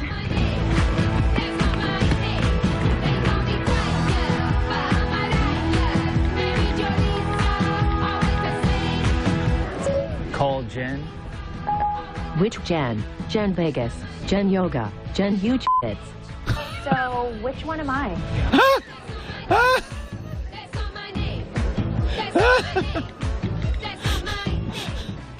Leo Laporte, the tech guy. Kyle Benham, our musical director.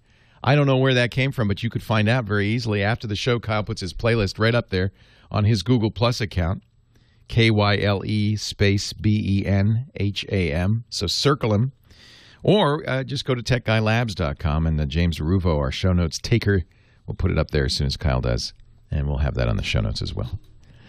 8888 Ask Leo, that's the phone number to call. A lot of interest, and I haven't really spent much time talking about the new Google 7-inch tablet, the Nexus 7, which Google announced a few weeks ago and gave to everybody who attended their developers conference, Google I/O. So I played with it at that time. Friends were there and let me look at theirs, and I was impressed, and I got mine. I had ordered it immediately and got mine Monday. $200 for the 8-gig version. $250 for the 16-gig version. Includes a $25 coupon for content on the Play Store, so subtract $25. Unbelievable. And somebody in the chat room said, well, should I get that or a Kindle Fire? There's no question. Absolutely no question. 4 times faster. Latest version of Android, so it's just beautiful, full range of Android apps, not just what Amazon decides to give you. No question, the Nexus 7. Amazon should not sell one more Kindle, period. Kindle Fire, the tablet. It's not even close. The Kindle Fire is ancient history. I really like 7-inch tablets, by the way. This is a nice size. I'm an iPad user, but just a little bit smaller. You could put it in your pockets. It's easier to carry around. Much easier to lie in bed reading. It's lighter and it's easier to hold. It's a great reading device. Really great. Put the Kindle app on there, which you can, and all your Kindle books are there. Google is selling magazines now, so it's a good magazine reader, and it's great for watching video. Netflix on there, beautiful. Plus, Google is renting and selling movies as well. Comes with a copy of Transformers: Dark Side of the Moon, so you can just see what it looks like. It's fantastic. So now, if you have a Kindle Fire, I wouldn't immediately dump it and buy the Nexus 7. You might want to wait, as somebody in the chat room says, until Apple drops the other shoe. Rumors are strong that Apple is going to do its own little tablet. Not 7 inches, 7.85 inches, almost 8 inches. And not a widescreen. So the Kindle and the Google Nexus 7 are widescreen. They're 16:9, like your widescreen TV. But if you look at the iPad, it's more square. It's like a 4:3. It's like your old-fashioned TV. We don't know because Apple hasn't said, but I would almost be certainly expect if Apple does a 7.85-inch tablet, it will also be in that 4:3 aspect ratio. It'll be more square than rectangular. That isn't what you want, I don't think, especially in a smaller tablet. So I think this is the one to get. I don't think there's any question in my mind. Well, I'm sure there'll be a new Kindle Fire, the Kindle Fire 2 at some point. Nobody's announced it, but I'm sure they'll do that. How soon, we don't know. I'm not convinced that Apple's going to do a 7-inch tablet. I think that the rumors are strong, but Apple's not said anything. And in fact, the only thing Apple's ever said is Steve Jobs 2 years ago, who said, we'll never make a 7-inch tablet. Steve said a lot of things like that, but doesn't mean that's what they're going to do. So as always with technology, it's not what's coming. It's what's here now. Because something good, something better is always on the horizon. Always. And if you wait for that, you will never get there. You have to buy what's out now. And I'll tell you, this Nexus 7 at $200 is amazing. Some complaints, it doesn't have a slot for additional storage. You don't have an SD card slot. And I think that's really Google acknowledging, and I do believe this is true, that people don't really store stuff as much as they used to. They watch movies streaming. They listen to their music on Google Music streaming. You don't need a lot of storage anymore. If you're getting on an airplane, there's plenty of storage with the 8 gig and certainly with the 16 gig to store a few movies, enough movies for an airplane flight. So I don't think you need more storage. I don't feel that. I think in some ways that's old-fashioned thinking, that we need to put all this stuff on our device. More and more, you should start looking at these devices as portals to the cloud, that all your stuff, all your big files are stored up there on the internet, and the device is just a kind of a window onto that. Then you don't have to store so much on it.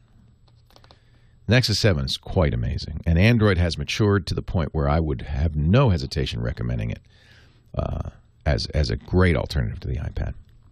Coming up, Bob in Moreno Valley, his laptop is full. What does he do? See, just proves me wrong. I have to admit, I am like I am the canary in the mine. I live in the future. So it's probably true for normal people that disk storage still is very important. For me, I don't worry about it. I store all my stuff in the cloud. Bob, Moreno Valley, Leo Laporte, the tech guy. Hi, Bob. Hi, Leo. Thanks for taking my call. Thanks so much for hanging on. I appreciate it. Actually, well, you did state my problem. I am running out of space. Matter of fact, when I do updates, the Windows updates, I get no disk space, and I really... Yeah, you got to fix that because you need those updates. Yes. So first thing I would do is figure out what's using up all that space. It may be something you don't need to back up. How big is the hard drive? Do you know? Hey, it's only like 64 gigs. Oh, no wonder. Yeah, that's pretty small. Yeah. It's funny. I mean, I remember when 2 gigabyte hard drives started to come out on Windows, and I was so happy. Oh, I'll never use up all that storage. Now, 2 gigabytes, you got more RAM than that. So, yeah, 64 gigs is pretty small these days. Windows itself will take up half of that. Start installing apps, and then pretty soon you've got no room for data. I still would get a program called WinDirStat. It's free, WinDirStat. It'll tell you what's on there, and then I'll talk about backing up what you got in just a second. Leo Laporte, the Tech Guy.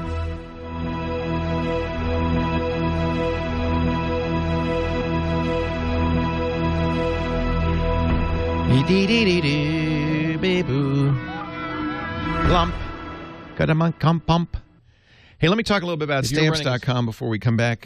Stamps.com sports sponsors. Sponsors the podcast. A little different than sponsoring the radio show. As you know, we make podcasts out of every show, both audio and video. And we sell sponsorships to it because that way we can afford to make it available to you in all the high quality, high def that you love so much. And we're really pleased that Stamps.com, a couple of companies, but Stamps.com signed up right away and said, yes, we love the Tech Guy. We want to advertise on the podcast. Thank you, Stamps. Can I say it's mutual? We love Stamps.com. First of all, go there. Just check it out, Stamps.com. What they do is they make it possible to print U.S. postage from your computer and your printer. And I can't tell you how cool that is. In fact, we have listeners all over the world, and there was somebody in the chat room. I was talking about this a couple of days ago. Who said, "Gosh, I wish we had something similar in the UK." We have sort of something like that, but nothing really like that. The idea of being able to print your own postage on demand, as needed, is so cool. You never wait in line at the post office. You don't have to buy stamps anymore. You don't even have to wait in line to mail packages because the post office loves Stamps.com so much they will come for free and pick up your packages. So for small businesses like mine, this is a boon. In fact, we have 2 accounts, partly because we wanted 2 of these scales. So the deal is you get a digital scale, USB scale. You plop the letter on there. It prints out the postage. You can actually print it on the envelope, which is fantastic, with your company logo and all that. Looks very slick. And it will even get the address if you're using QuickBooks to do invoicing or billing. If you're an Amazon or eBay seller, it'll get all the stuff. You don't have to copy and paste anything. Gets it all from the software and just does it automatically for you. Makes fulfillment a breeze. They have lots of discounts. In fact, if you do enough mailing, Stamps.com is effectively free. So I want you to look into this. Absolutely approved by the U.S. Postal Service. They love Stamps.com. You will too. So here's the deal. Go to Stamps.com. Now, you'll see on the front page an $80 offer. Don't do that. Click the silvery microphone in the upper right-hand corner and use the offer code TechGuy. TechGuy. That'll get you the $110 bonus offer, $55 in postage, free. The digital scale, you only pay shipping and handling on that, which is $5. A $5 supply kit, and a 4-week trial. It's worth $110. And I'm telling you, you will love it. You'll be so glad you did. And if you don't, cancel. Pay nothing. Scale's yours to keep. Stamps.com. Use the offer code TechGuy. TechGuy. I think you're going to like it an awful lot. We use it like crazy here. Just changes your relationship to the post office. You never see them again.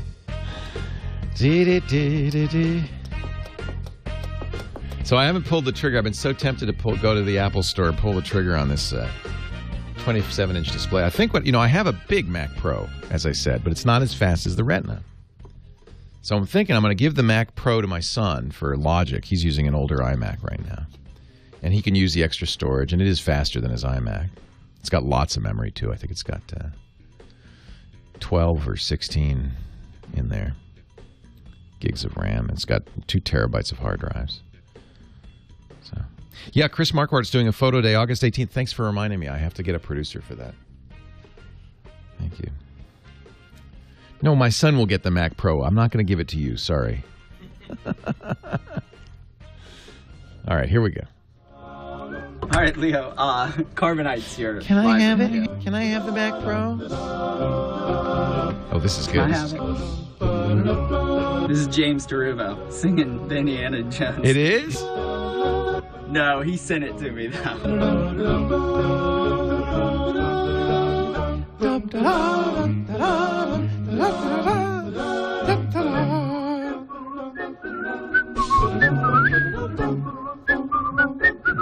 This is cheerful. Wouldn't it be funny if they used this instead of the John Williams Orchestra? Next Star Wars. Leo Laporte, the tech guy, 8888. Ask Leo. That's the phone number. If you have a question, a comment, a suggestion. I love talking high tech. Now, we were talking before the break about what to do when your hard drive's full. A lot of times, now 64 gigabyte hard drive, this might not be the case, but a lot of times you don't need to save anything. What could be filling up your hard drive is wasted stuff you don't need. And that's why I recommend a free program called WinDirStat from windirstat.info. There's similar programs on the Mac too. And why I like this, by the way, the Mac program is called Disk Inventory X. They both work the same way. Is it gives you a graphical display, like colors, of what's on your hard drive. And this is very valuable. It's one thing to look at a text listing, but when you look at the colors, you can see giant blobs of wasted space. And then you click on it, it'll say, oh, those are movies. Or that's a temp file. You know? And so many of these, it's possible that, you know, there are gigs and gigs that could be freed up just by deleting stuff you don't need. Now, be careful. There are things you do need. For instance, be very careful about deleting your page file, pagefile.sys. You don't delete that. That'll cause all sorts of problems. And it's large. But if you see there's your data, I'd be careful about deleting anything that's not yours, you know, anything from Windows, anything that you don't. But if it's temp files, TMP, or it's your data, and by that I mean, oh yeah, I forgot, I downloaded that 4 gigabyte movie. Just delete it. And you may find there's plenty of space. Now, if you've gone through that, and you know, an easy way without downloading anything is Windows has a very nice search feature that you could search by size. Search for anything bigger than a gigabyte and see if there's anything on there that's bigger than a gigabyte. Or maybe 500 megabytes. Look for those giant files. And, you know, if there's 4 or 5 of them, you might be able to save a lot of space. The other thing to do, of course, is to back up anything you don't need. And that's a simple thing to do. Nowadays, you can go out and buy a external USB drive. Terabyte drive is about $100 or less. Somebody was telling me at Costco they saw, what was it, a 2 or 3 terabyte drive for $120? There's plenty of space out there. What you might want to do is start over. So back up your data, format the drive, and start over with Windows. I suspect what happens is that people install programs. Oh, that's a good, I'll install that, install that. And pretty soon you've installed so much stuff that you never use it. So that's another thing maybe to do is to go to the Program and Features Control Panel on Windows 7 or the Program Files Control Panel on Windows Vista or earlier and uninstall programs you don't use. That might save you some space too. 64 gigs is a little tight. But, you know, you should be able to, depending on what you use your computer for, you probably can survive. More and more, as I said, people are moving stuff off their hard drives. For instance, with both Apple and Windows, Apple with its iTunes Match feature, and on Windows and Mac, you can use Google's music feature or Amazon's music feature. You can upload your songs to the cloud and get them off your hard drive. And there's one real advantage to doing that. Those files are now available on all your devices, including your smartphone, for streaming or download. And so suddenly you've got a backup. Apple or Google or Amazon's taking care of your music, and it's available at any time. think that's kind of great. Somebody in the chat room says, remember, one copy is not a backup. This is a little different because in most cases, Apple, Google, and Amazon are not going to lose anything. They have pretty good backups themselves. But what if they delete your account by accident or something? So it's not a bad idea before you delete your files to put them on something, an external drive, and put it away somewhere, just so you have it. I trust the cloud, and I think more and more we're going to trust the cloud. That is a great way to get stuff off your hard drive and give you space. Oh, don't forget Microsoft SkyDrive. Thank you. I have 25 gigs on there, and I love it. I think you start with 7 gigs free, which is a lot. Now, I might as well, as long as I'm mentioning that, talk about the big announcement from Microsoft this week. Seems like every week they've got a big announcement. Office 2013, and that is fascinating. I immediately installed it. They have a consumer preview available, so it's free to try. I immediately installed it on my Windows 8, although you could install it on older versions of Windows, and I am very impressed. It's essentially the same Microsoft Office, with the ribbons and everything, with one big exception. Actually, two in a way, but they're related. You can now, with Microsoft Office, have up to 5 copies, and essentially you can go to any computer, log in to your Live account, your Windows Live account, and install Office on that computer temporarily. In literally in 90 seconds, you could start using it. And then when you're done, log out, it goes away. So not only do you have 5 copies, you have 5 copies you can use almost anywhere. That's very interesting, especially because Office now stores your data in the cloud. So Office is no longer, you could still save it on the hard drive, but the default, and this is what's telling, the default, unless you change settings, is to store your documents on Microsoft's SkyDrive, where they're available just as if they were stored locally, but anywhere you go. So this is really a very interesting change. So when I create a document in Word and I save it in the new Word 2013, I'm not saving it to my local hard drive.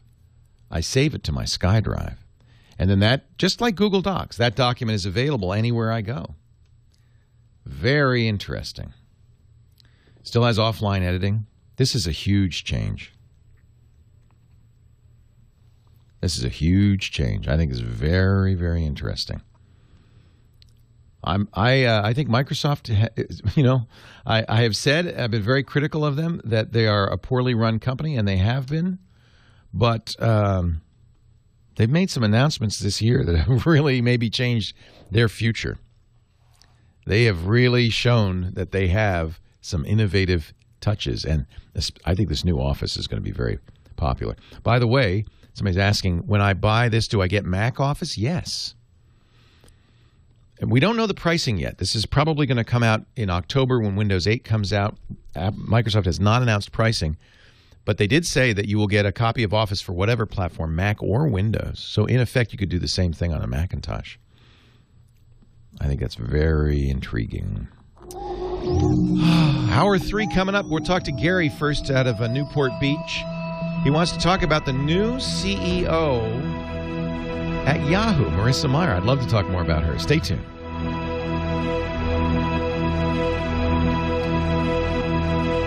La, la, la, la, la. La. Bump. Pardon me? Oh, I'm drinking all the time. For years, I've talked about ESET's non-32 antivirus for Windows, and I'm really pleased to see that ESET has now developed terrifying me. I can't handle it. With that no, we almost always have. In fact, ESET underneath. It's ESET's. I can't think of a time we haven't for had the people visiting, now, which is nice. Available in Apple stores everywhere. The shows that I do in here, of course, it's a lot smaller. It detects so bad things before they happen. Many people before they. We try to keep it down to 5 or 6, although sometimes there's more. But when we do shows out there, like TWiT on Sunday, there'll be 30, 40 people out there. Huge group. Yeah, huge group. And I love it. Are you kidding? I perform.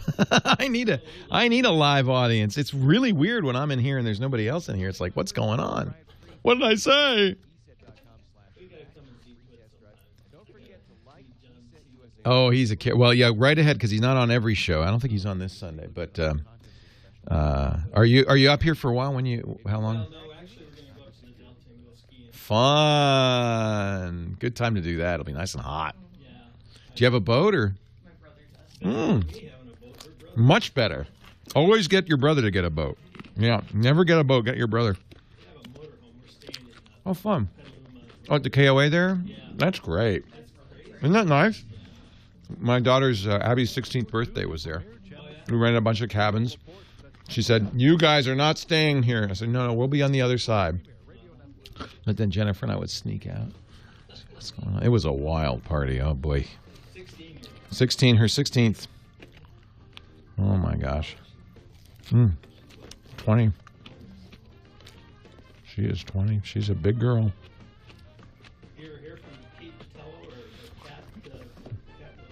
I follow her on Facebook, so I know what she's up to. But we haven't chatted in a long time. And I keep meaning to, and I've got to do this. I want to have a Tech TV reunion and have them all out here and do a Tech TV kind of reunion show. So, yeah. Kat Schwartz. Kat Schwartz, yeah. Great, really fun people to work with. That was really, the best of times.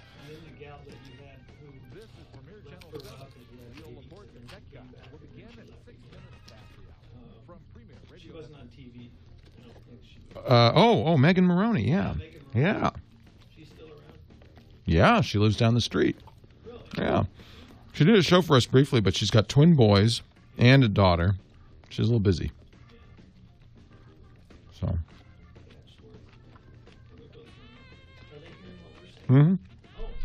Well, they're probably not hearing you too well because you're off mic, but they're hearing me respond to you. No.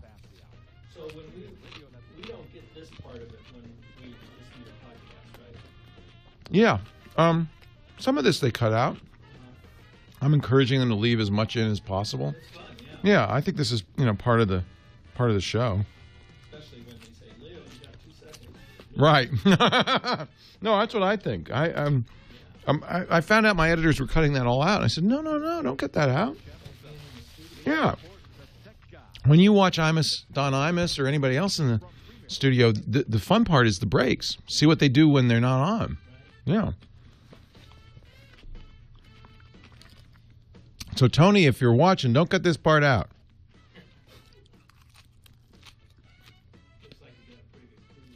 I have the best staff. Really, really very happy with the people who work for me.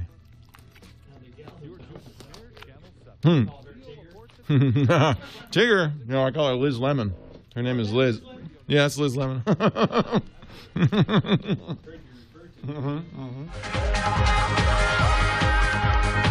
Well, a good day to you, Leo Laporte here, the tech guy. And it's time to talk computers, the internet, cell phones, camcorders, MP3 players, home theater, and all that jazz, anything with a chip in it. 8888 Ask Leo's the number. 888-827-5536. Or visit the website, techguylabs.com. Everything you need to know is right there. Gary in Newport Beach is following up on the conversation we were having at the beginning of the show. Yahoo has a new CEO. Her name is Marissa Mayer. She is one of the best-known faces at Google, 20th person hired there, first female engineer. She's truly an engineer, data-driven. She was responsible for the Google search page for years, just about the highest quality person I can imagine, and a real coup for Yahoo. As Mike Arrington said on his Uncrunched blog, it's that nobody at Yahoo would have had the guts to ask for Marissa Mayer to be their CEO. She must have called them. So, Gary, you have a little experience with Marissa Mayer.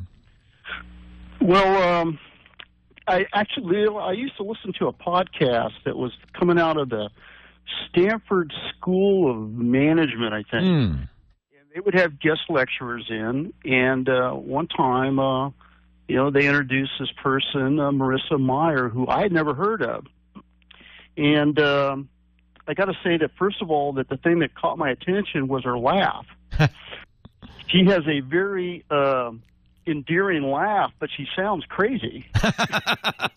Hey, you know, the other smartest man in technology, Jeff Bezos, the founder of Amazon, has the most demented laugh I've ever heard. And he's a genius, so I would never judge somebody by their laugh. Exactly.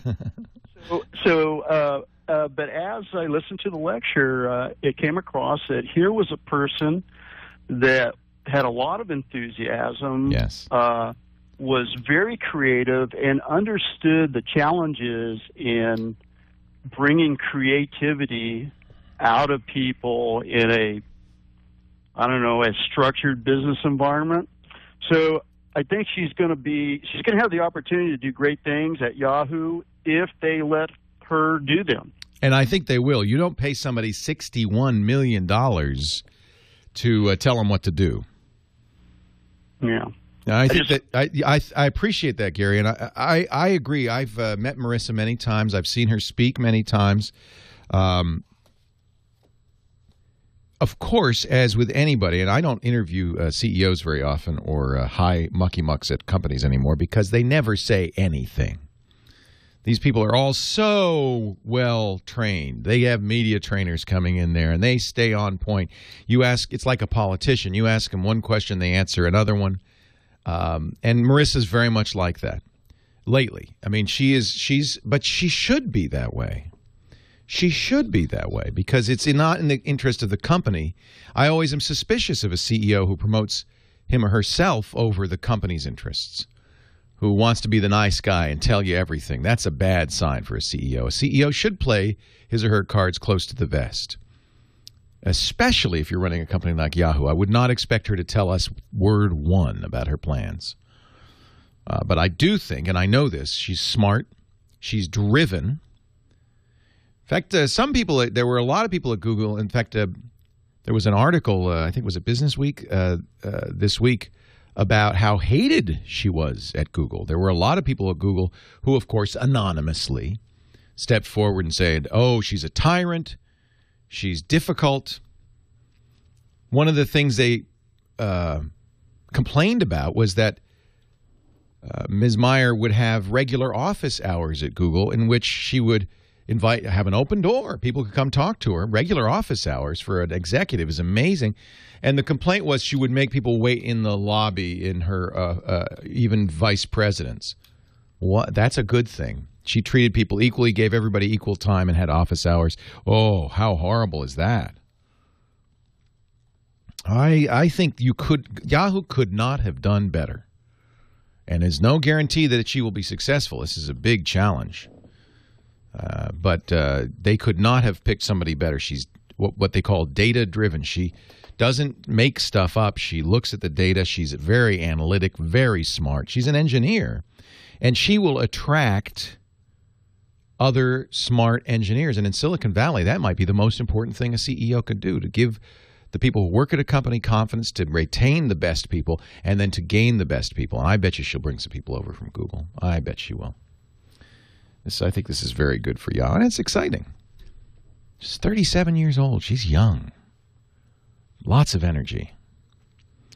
Some people complained about how much she's making. Well, first of all, her salary is $1 million a year, which is not a lot for a CEO of a company of that size. She has a bonus structure. They're a publicly held company, so all of this is public knowledge. She has a bonus structure that could double or triple that if she does well. That's completely normal.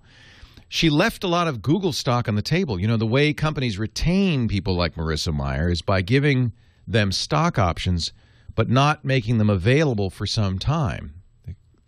They don't get vested, it's called, for 2, 3, 4, 5 years.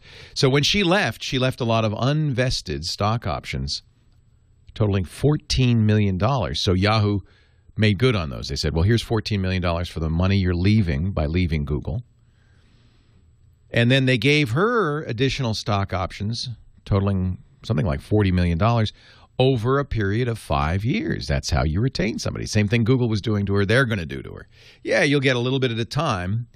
The longer you stay, the more you get. That's normal. In fact, I don't think this compensation was out of the ordinary, especially for somebody of her caliber. And if she turns the company around, she's worth 10 times that. The interesting story, and this is gossip, but it's from Kara Swisher at All Things D, who seems to have the best inside sources at Yahoo. She's always got internal memos and stuff on her blog at All Things D. Kara says that this whole thing was engineered by a guy named Dan Loeb, who's been a renegade stockholder. Loeb is a hedge fund manager. And I think he has something like 5 or 7% of Yahoo stock. He's got a fairly big chunk of Yahoo stock and had been very disgruntled about the way Yahoo was being run. Very unhappy. He's got 5.8% of Yahoo stock. And he managed to get some people on the board of directors, and it is believed that he forced Scott Thompson out and made the call to Marissa Mayer and brought her in. He's an activist investor. And, he's been right. I hate to say it, but he has been right. So if Daniel Loeb says she's worth $61 million, it's his money in some respects. I think that she is. But we'll see. This is a challenge.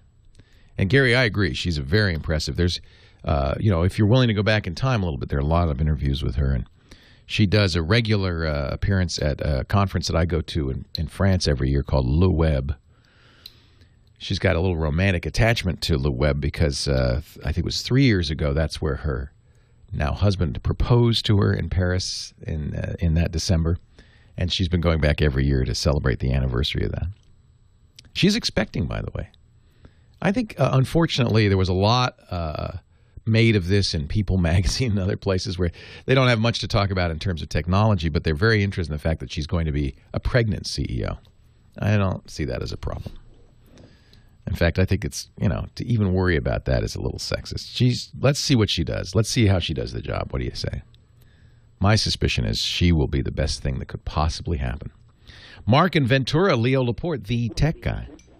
Hi. Thank you very much for taking my call. I'm kind of one of the old broads that's trying to keep up with you young guys. All right. Well, hang on, old broad. You can't be that. You can't be older than me, old broad, but hang on. I kind of am. It's Monica. Hang on. You'll be next. Mark, you're coming up to Leo Laporte, the tech guy. Older than me. Pancreatitis gives me back pain, which gets better when I lean forwards. Can't tell. I think the fact that the Advil works tells me, and heat works. I put a heating pad on it. I think it's a muscle strain. It's painful, though. Man, did that hurt. I was moaning.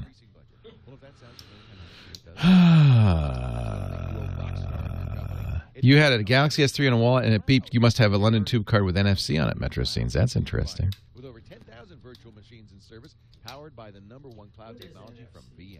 Near Field Communications. So there's it's really interesting. We have a little tag on the wall outside in the front entrance lobby that says, tap this to check into Foursquare. Now, if this, not very few phones are near field enabled, but this one is. It actually has the circuitry in the battery, and it's kind of like an RFID tag. The near field tag has no power to it. It's just a little, but it's a circuit. And when this gets close enough, it draws power from this and sends a message, and it can be a few hundred bytes to several kilobytes to the receiver in the phone. So it's an unpowered radio transmitter that doesn't activate until the phone gets close enough to draw power from the phone, and then it activates, and the phone receives a signal. In this case, the signal says to the phone, check in on Foursquare. But it can do anything from give it a web address, it can send text message, it could do all sorts of stuff. So the idea is that this could be for a pay point. Google Wallet uses it, so when you go to a McDonald's, or there are a few places that do it, you tap your phone against, you have to actually almost physically touch it. When you tap your phone against, the phone goes bloop, it asks for a PIN, you enter the PIN, and you're paid. That, I think, is the future more than credit cards. I think this is really where all payments, and Apple is rumored to be doing it with the new iPhone. They have an Apple Wallet as well, as does Google.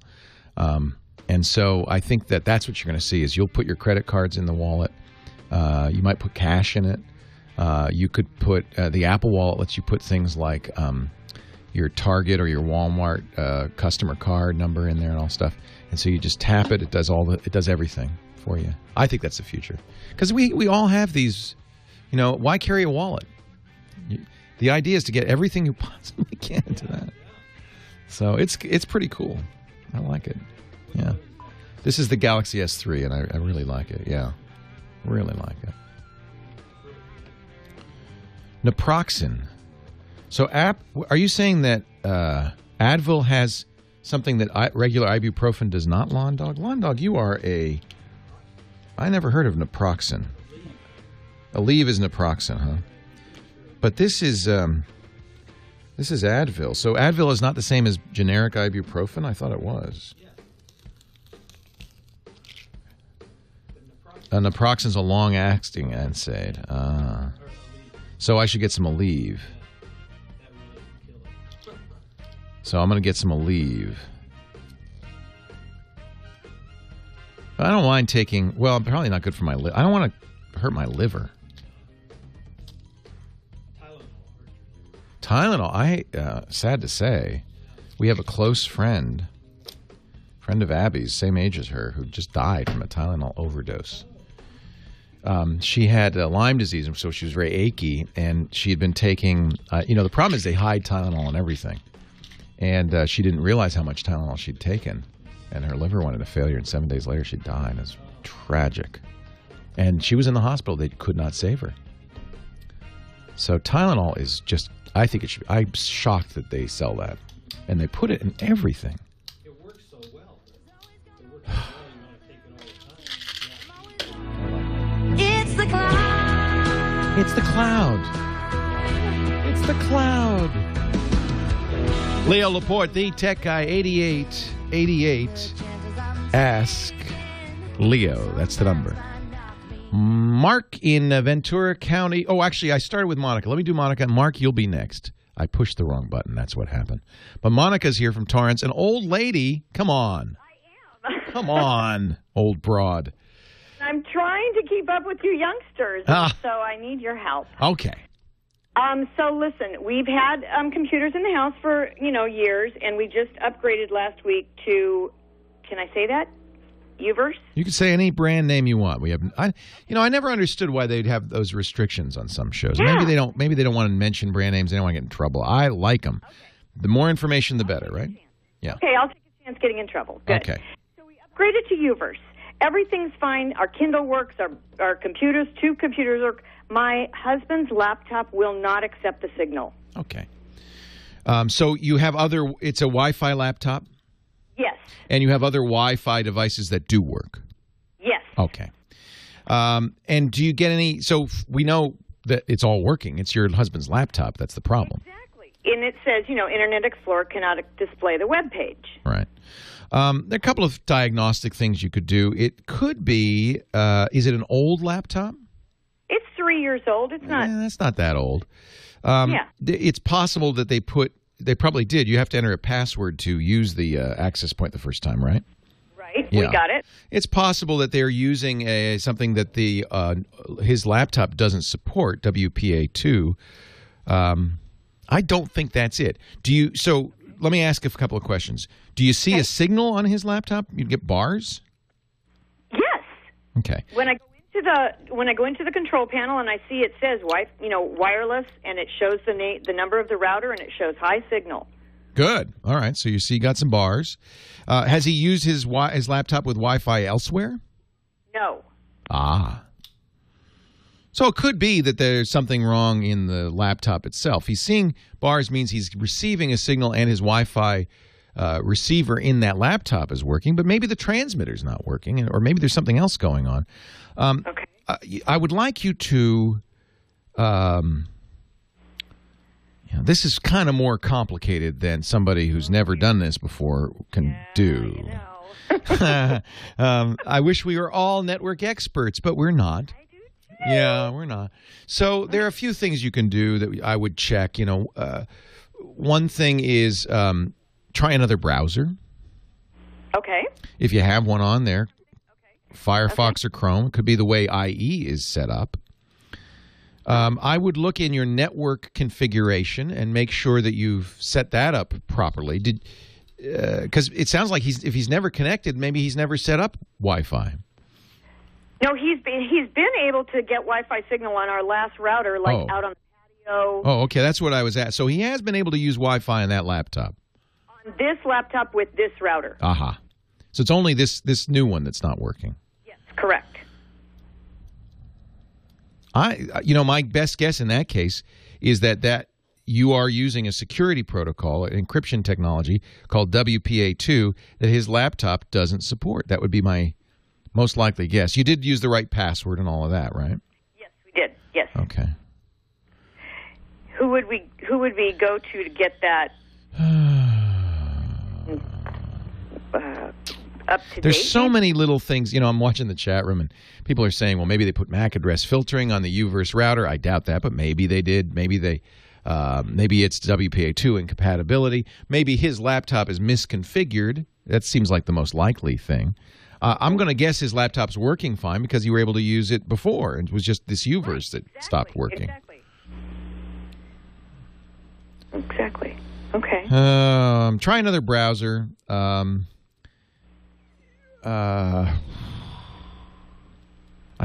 suppose it's possible he has DNS changer on there. He has a issue with you run an antivirus or anti-malware? Yes. He runs it's like that firewall security whatever. This is one that's just it's complicated to diagnose and there's a lot of different things that could be wrong. Okay. I wish there were, a company that would come to your house and fix it, because that's what you could bring it into a shop, but it's not going to help because they need to see the laptop on the Wi-Fi. Exactly. That's exactly what I was thinking. I thought, why can't we just take it somewhere? I thought, nope, we got to do it with this modem. So right. Okay.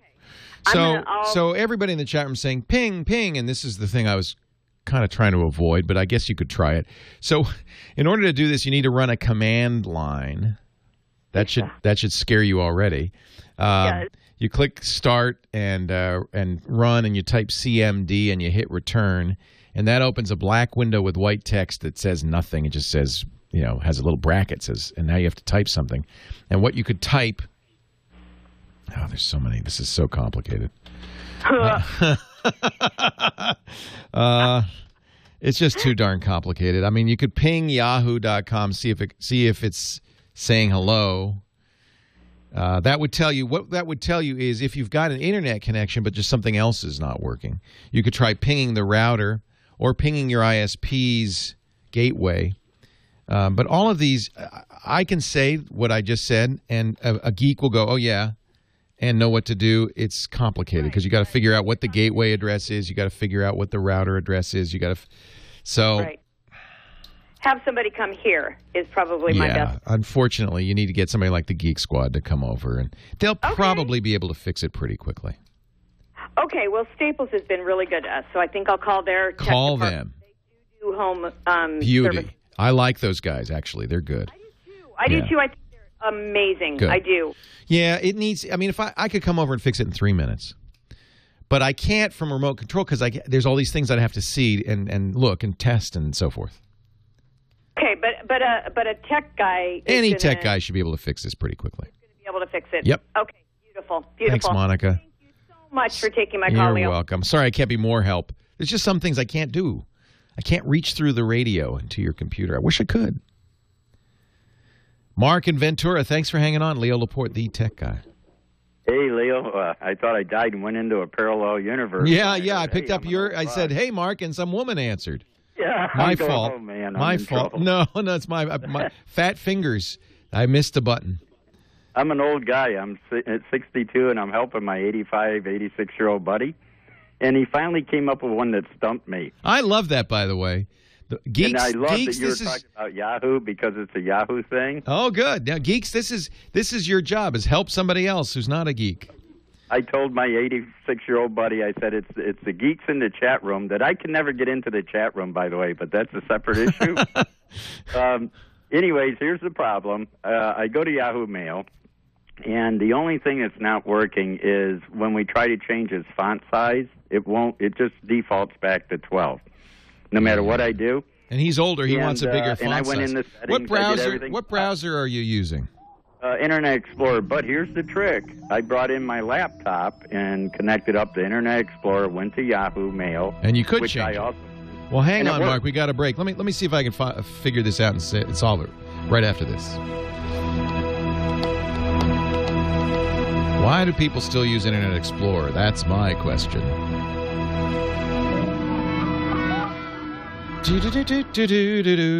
I could while away the hours consulting with the flowers.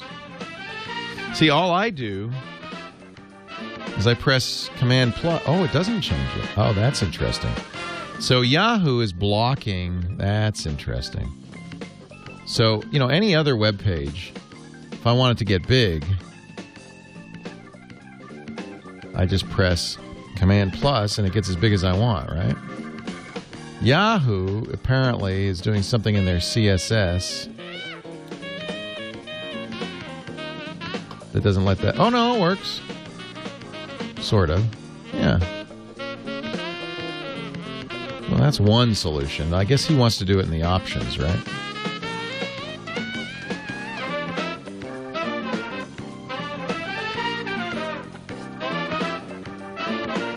This is a problem when people are using web-based interfaces as if it were a desktop interface. And that's, so advanced settings, extra large. That's the plain text font. Let's see.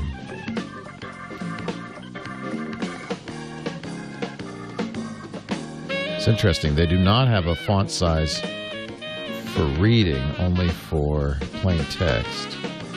Save signatures, dispose of mail accounts filters. Yeah, see, they don't. Doesn't look like they have a setting for that.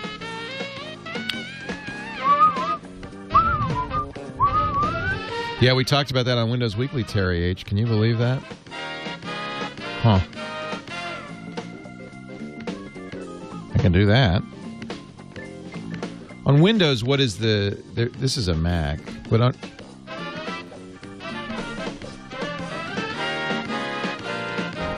There you go. Yeah, that's a good idea. Go to accessibility. That's actually a great idea on a Windows machine. Yeah. Yeah. That's an IE? Okay, good. Since options accessibility, that's a good idea. And then he can also change the DPI. You can also change the DPI. Can you still do that in Windows? Where is that? Is that in display? The display control panel? Used to be able, that was a really nice feature in Windows Vista. Say again? You want me to be buzzed. It's in the display control panel. Okay, great. Thank you. I need it. That's only my 8th cup of coffee today. I feel good. It's not a problem. I can drink as much coffee as I need because really I am immune to caffeine. Caffeine does not speed me up or anything. In fact, I have no trouble sleeping. I can just have, this is my 8th or 9th cup of coffee and I feel fine. I feel fine. Now, if you drink coffee when you're 8888, ask Leo. That's the number if you got a question, a comment, a suggestion. Mark in Ventura helping an older friend. He wants Yahoo Mail to be big. I saw you on the internet, on the video, checking out the options. Yeah, you're checking out options. Yeah. I've done that. Yeah, so the options, I'll tell you why. The options on Yahoo Mail, I was looking at this, only allow you to change the text size for plain text. That means for, I've got. Yeah, and very few people, especially older people, use plain text in their email. I prefer plain text emails, but that's not the solution. The solution is global. If you're using Internet Explorer, and you probably heard us say this because Alex Gumpel, my Windows guru, came running in and said, just go to the Internet Explorer's options page, Internet Options, go to the accessibility button, and turn off, it says override font sizes. So for accessibility reasons, you can override the font sizes. That's one thing to do, but I think what you should do for this guy is globally fix it and make everything. Doesn't he want bigger text everywhere? Yeah, but when he goes into Microsoft Word, he likes changing text. I mean, he wants to be able to change it large and small. Yeah. Well, now I know on many browsers you can temporarily increase the text size. I'm doing it right now on a Mac with Command Plus. I showed him Control Plus, Control Minus. That's not a problem. Yeah. It's only when he's composing email, he's stuck with a 12-point text. And I put it up. I put it up on 36 or any other size, and the cursor gets larger. But the second I type, it goes back to 12. Oh, I see. Okay. Now I'm looking. You do have, when you compose text, you have a font size button. Yeah. So I'm looking right now. This is the text.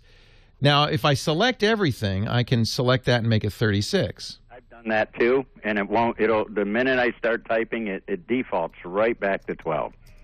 And I've gone in where you were at on the options, and I changed it to large, extra large text, and the options isn't even working in there. You know, like normally on my laptop, I'll see it actually change right there, and then I click save. Well, when I change it to large, the options don't even work. Well, I would just probably reset the browser by clearing the browser's cache. You've done that. Clean everything. Yeah. And you're using an up-to-date version of Internet Explorer. There's a setting in there somewhere that's doing this. That's sticking them on that. That's just it's just. Sometimes in editors, if you change the font size, and I think this is typical of Word as well, there's a normal font size that it will revert to. Yeah, well, Word works. He can make larger on Word, but if I copy and paste it into his email, it all comes out 12 point. It won't pick up on the other font size on the Yahoo email. Now, there is, he may be using Yahoo Classic. Or I've done that too. I've gone to Classic and the Plus. And neither one is solving the problem. Nope. You see, I've done a lot of troubleshooting here. I'm hoping if I stump you, you just send them a little laptop. You win a new computer. I don't think it's the computer. I would try a different browser just to see if it's the browser. I like Google Chrome a lot. I know, most people use Internet Explorer because that's the default with Windows. You don't get rid of it. You keep it, and you can continue to use it. But just try it in Chrome and see if that works. I've done the Chrome. And I've got Internet Explorer, the same one on my laptop I brought here to check it, and it's working on my laptop. I can change the text size when I go into his email account, but when I go to his desktop computer here... Well, here's where I'm stumped, Mark. I, like you, am able to do it. So it's him and his computer. Right. And I'm not sure if he... there's all sorts of things you can do in Internet Explorer. For instance, you can overwrite the defaults and have your own CSS style sheet that you're using. Perhaps it's set to do that. I think resetting the browser is a good start. I know you did that, but I would I'd try it again. Make sure you're using the latest version of IE. It sounds like there's something set strangely in that computer. Perhaps JavaScript is disabled or something like that. Because you and I are able to do this. I'm in Yahoo Mail right now, and I am able to do this. I'm able to make it 36-point font. Now, one reason that they may not want to do that is, for crying out loud, they don't want him sending giant text emails to all his friends and family. I presume he's doing that so it's easy for him to read. And that's why I would suggest that you go into the display control panel and you change the dots per inch to a lower number of dots per inch. Will make everything look a little bit bigger, everything look a little bit bigger. And I presume he's doing this because he wants to be able to read it. But you don't want to have him send giant font emails to everybody. So change the DPI in Windows, which will make everything better and bigger and more legible, but won't actually change the outgoing email font. I don't think you really want to do that. In fact, that's one of the reasons I don't use rich text format or any formatted styles on my email. I send email in plain text, that is with no formatting, and let the person receiving the email decide what they want it to look like. Email was designed for plain text. All of this stuff that lets you, change fonts and put pictures in your email. All of this is kind of a hack. that makes it dangerous. Just use plain text. Use a higher DPI in Windows. That should solve his problem, make it more legible, and he won't be sending out giant font emails anyway. I think that's preferable. That's the best I can do, Mark. If you want to visit our chat room, I know you said you had some trouble. Just go to the webpage, irc.twit.tv, and you should be able to enter right in there and have no trouble. Lower the DPI will make the text bigger. I know that's kind of counterintuitive, but you can play with it till it's something you like. Drew, Oceanside, California. You're next. Leo Laporte, the tech guy. Hi, Drew. Hey, how are you doing, Leo? I'm well. How are you? Hi, I'm pretty well. I had a question for you regarding smartphones. All right, pick up the phone. Are you on a speakerphone? Yeah, hold on. Yeah, you sound like you're in a different state. Are you there? Yeah. Oh, okay. How are you doing? I'm great. What smartphone question? Ask away. I love talking about smartphones. Okay, so I'm going to college in the fall. Congratulations. Where are you going to school? A small liberal arts school in Pennsylvania. How exciting. Are you excited? Yeah, I'm thrilled. You're about ready to leave pretty soon. When's school start? August 20th I leave out. Oh, your life's about to change in a month.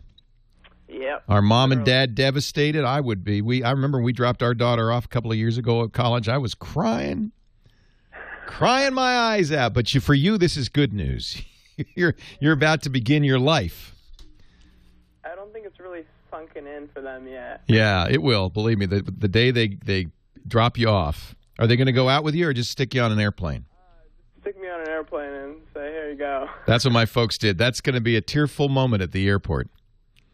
Yeah. And you, when you get on that plane, you're going to go, whew, got rid of them. Now the fun begins. So how exciting. So what can I do to help you? I'm looking for plans. Well, not plans, but I'm looking particularly at getting a new smartphone. Yeah, for college. Well, hang on. We're going to take a break. When we come back, I will help you do that. And also, our gadget guru, Dick DeBartolo, the Giz Wiz, will join us. Leo Laporte, the tech guy.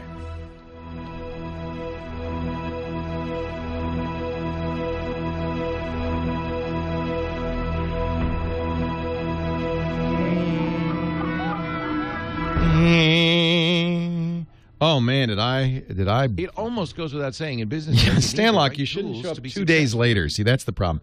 If you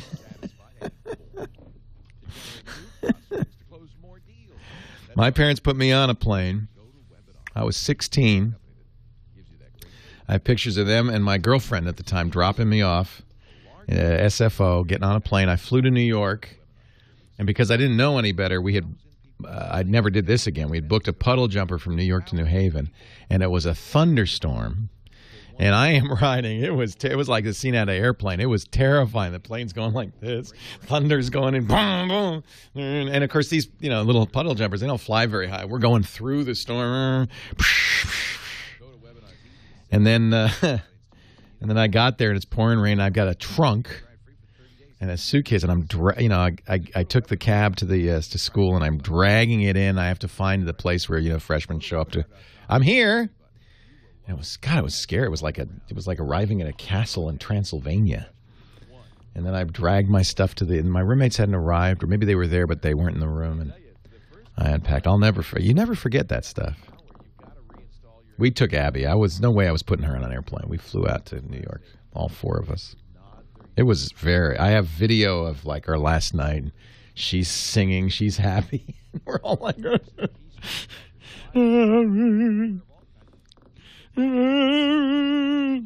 yeah, Truckee. You remember those days? Dragging a trunk across the campus. It was very different, This was 1974. No, 73. I think parents these days would not dream of just say, here, get on a plane with your trunk, see you later. Wouldn't do that. We're much more child focused. Do you have kids? How old? Oh, you have grown kids, yeah. Oh, I wouldn't have dreamt of just saying, okay, Abby, get on a plane, we'll see. Now, we did that in France. We weren't going to fly her to France, but she'd spent her junior year in high school in France. Oh, yeah. Fortunately, I was the first floor of the. There were still stairs of the entryway, so yeah, I dragged it across campus. At one end of the campus is where you checked in, and dragged it all the way across the other end of the. No wheels. Oh, I got to call the Gizwiz. Yes, we're excited, Dick. We're just going to have a massive party. We're going to have a sheet cake and everything. I went to Yale. I never finished Harvard because I went to Yale. I didn't finish Yale either. I dropped out in my junior year to pursue a career in radio. That was smart. That was a good move. Man, if I graduated, I'd probably be a college professor to this day. My dad was a professor, so that was... You don't have to... Please don't crawl. Just stand up and walk, man. Poor guy. He's crawling under the cameras. That's cute. Hello, Dickie D. How are ya? I'm good. Do you want to stick around after the show and do a little? I am going to chat with the chat room. I'm just going to wander off and leave you on. We'll do a. Hey, if it'd be nice because Dick's going to stick around after I leave, Alex. Dick's going to stick around after I leave, so maybe we could put him and a little bit of a chat below him or something like that, so they can see both. Thanks. Perfect. That's going to be fun. That's going to be our most popular show on the channel. But hang on, I have to finish. Yeah, no, you. You and you. Oh. Hang on a bit because I have to finish the call. Okay. And do I have a spot, Kyle? You do. Carbonite should last. All righty. I'll do Carbonite, then I'll go to Dick. And we never compromise. For the life of me, I cannot believe we'd ever die for these sins. We were merely freshmen. Drew's going to be a freshman. He's going off to college in 1 month. Wants to bring a smartphone with him. So, do you have a feeling about what you'd like, Drew, or what you're looking for? What can I do to help point you in the right direction? Yeah, I'm kind of caught between looking at the Galaxy S3. Which I love. You know, nowadays there's very little difference between an Android and an iPhone. I think the Android phones are a little bit more advanced now, but of course there'll be a new iPhone out in the fall that probably will play a little bit of a catch-up game. I'd say, what's your major going to be? International business. All right. I would say you're a smart kid. Get the Android phone. It's much more capable in the long run. Okay. And in terms of it, like surviving, well, it'll still be like up to date when the new iPhone comes out, probably, right? Oh yeah. Okay, so it won't be completely out. The real issue is you've got to sign a 2-year contract unless you go month to month, and you know, you should also check with the college to see what carriers are the best in your area. Right. Because you don't know. It might be very different there in Pennsylvania. Yeah, I checked with them, and they said that they recommend students to get Verizon. Okay. So you do have the choice of Verizon iPhone or Verizon's getting the Galaxy S3. The nice thing about the Galaxy S3, I don't know if you have LTE, but if you have LTE in that area, that's going to use LTE, whereas the iPhone will not. So that makes it a lot faster. So I would say get the S3. You're a smart guy. You'll love it. Okay. In terms of, like, the screen size, I mean, I'm moving up from, like, a messaging phone. Oh, you're going to love it. The screen size, this is a 1280 by 800 screen on the Galaxy S3. That's another good reason to prefer it over the iPhone. It's a 4.8-inch screen compared to a 3.5-inch screen. Big difference. You could watch movies on this happily. Lie there in your bunk bed. I think you'd be very happy. You're bringing a laptop too, Drew? Yeah. Good. Drew, you're set. Additionally, would you recommend buying like a service plan for them? No. No. Service plan is insurance. Right. So I would self-insure. Most of the cell phone service plans have such big deductibles that you'd be better off self-insuring because people lose and break cell phones right and left. That's the one argument, by the way, for an iPhone. It's a lot easier to repair an iPhone or get an iPhone repaired. Everybody has iPhone repair stores. Not so much the case for Galaxy S3s. However, I would say just be careful. Get a case. Treat it nice. Drew, good luck. That's awesome. It's going to college. Mr. Dick DeBartolo. He's Mad Magazine's maddest writer. We call him the Gizwiz because he's a gadget hound. He joins us every week with a great gadget. Hello, Dickie D. Leo, how you doing, pal? Couldn't be better. I'm so excited. You know, I wish you'd come out. You're coming, I know, to visit the Brick House on Tuesday. I should have had you come out early because the Rivertown Festival is today. Oh, my word. Yes, and they're having $5 weddings. Oh, really? Oh, yeah. Okay. They're worth every penny. Yeah. It's if a lot I don't of fun. marry you, can I still be on the show? You know, I was watching his Facebook feed, and he said, they moved. I went to DMV to get my license renewed. They moved DMV. The marriage bureau's there now, so I got a marriage license instead. By the way, Dick doesn't need either of those. He doesn't have a car, and he doesn't have a wife, so I don't know what you're thinking. You don't need a license. You never can tell what the future holds. So, Dick, what's your gadget? You know what? I'm gonna demonstrate this live on Tuesday when I'm in the studio. Okay. But I'm doing it today for a special reason, and it's mainly your audience to save a bit of money. I love Slingbox. I have the original Slingbox about last fall.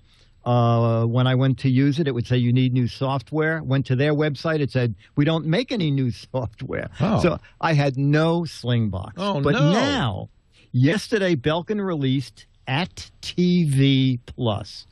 Now, At TV Plus is like Slingbox, but it adds some neat features.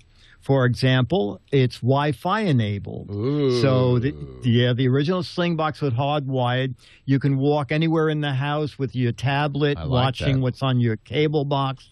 I do, too. I got it yesterday. I already have it on my Droid 4. I have it on a Samsung Note that I borrowed. But what's neat, Leo, is if you're watching a movie or something on your phone and then something comes up, you can record to your mobile device what you're watching from your cable box at home. Wow. Yeah, so this is really neat. The other neat thing is it's half the price of Slingbox. It's $149. Now their website says $179, but they said the street price. Yeah, Amazon's charging $179, but they aren't. Oh, it's not available yet, so it'll be less expensive, is it? Right. Yeah. And the reason I'm jumping to do this today is that the app for tablets is free. Oh, but another big savings over Slingbox. Yes. The apps for smartphones are $14.99, except it's free until July 25th. And you don't have to have the hardware to download the app. That's what I was going to say. If you have any thought at all that you might want this Get in it the now. future, Yeah. that's exactly what I'm saying to people. Yeah. Is if you think you might want At TV, go to the App Store, type in Belkin. All the Belkin apps will come up, and click on the At TV app. No HDMI, so it does component and composite. But this is interesting. You know, Slingbox has owned this market for so long. I've always been surprised there wasn't any competition. Yes, and then they kind of just dropped the ball. Yeah, real opportunity here for Belkin. Yes, exactly. I will get one. I'd like to take a look and review it myself. So this is called the Belkin At TV Plus, mobile television anywhere, and it's basically you hook it up to your DVR. You know, there's some things it doesn't do. It looks like you can't control the DVR as well. Maybe. Well, you can. You can set can. recordings and all of that. You can. Well, you know what? I didn't. I just changed channels, adjusted the volume, and watched movies that I had already. You recorded. had stuff on the yes DVR. On the HD box. That's then pretty this cool. morning, I just recorded 4 minutes of a movie I was watching, and it was fine. The big thing is that you can record onto your device. Yeah, you know what I'm thinking is before I fly out to Petaluma, I'll turn to classic movies. Like record 24 hours at TCM. Yeah. You're set. So if United doesn't have entertainment, who cares? I will. Dick DeBartolo, he's at gizwiz.biz. That's his website. If you go there right now, you can play the What the Heck Is It contest, a chance to win an autographed copy of Mad Magazine from this guy, the Mad's maddest writer. Just go to gizwiz.biz. Also, there's information on all the gadgets he talks about on this show and his podcast, The Gizwiz. which is moving to Tuesdays on our network at 1 p.m. starting this Tuesday. This Tuesday. Yeah, and it will be live with both of us in the same place. That's I wonder if I wonder if we'll get along in person. I might not really like you if I actually see you. I'm having the same thought. Maybe there should be a pane of glass between. Wait a minute, Leo. I'll sit in one part of the Go studio. to the basement. You could Skype in. Thank you, Dickie D. Thank you all for watching the show. We do this show every weekend. You can find out more at our website, techguylabs.com. I'll see you next week. Well, that's it for the Tech Guy Show for today. I'm Leo Laporte. Thank you so much for joining us. Don't forget, the Tech Guy is just the tip of the iceberg. We do nearly 30 shows now on the TWiT Netcast Network, and you'll find them all at twit.tv. We talk about Windows on Windows Weekly, Macintosh on MacBreak Weekly, iPad on iPad Today. You get your daily dose of tech news from Tech News Today, and our weekly roundtable show, This Week in Tech. It's all at twit.tv. And I'll be back next time with another great Tech Guy podcast. Thanks for joining me. See you next time.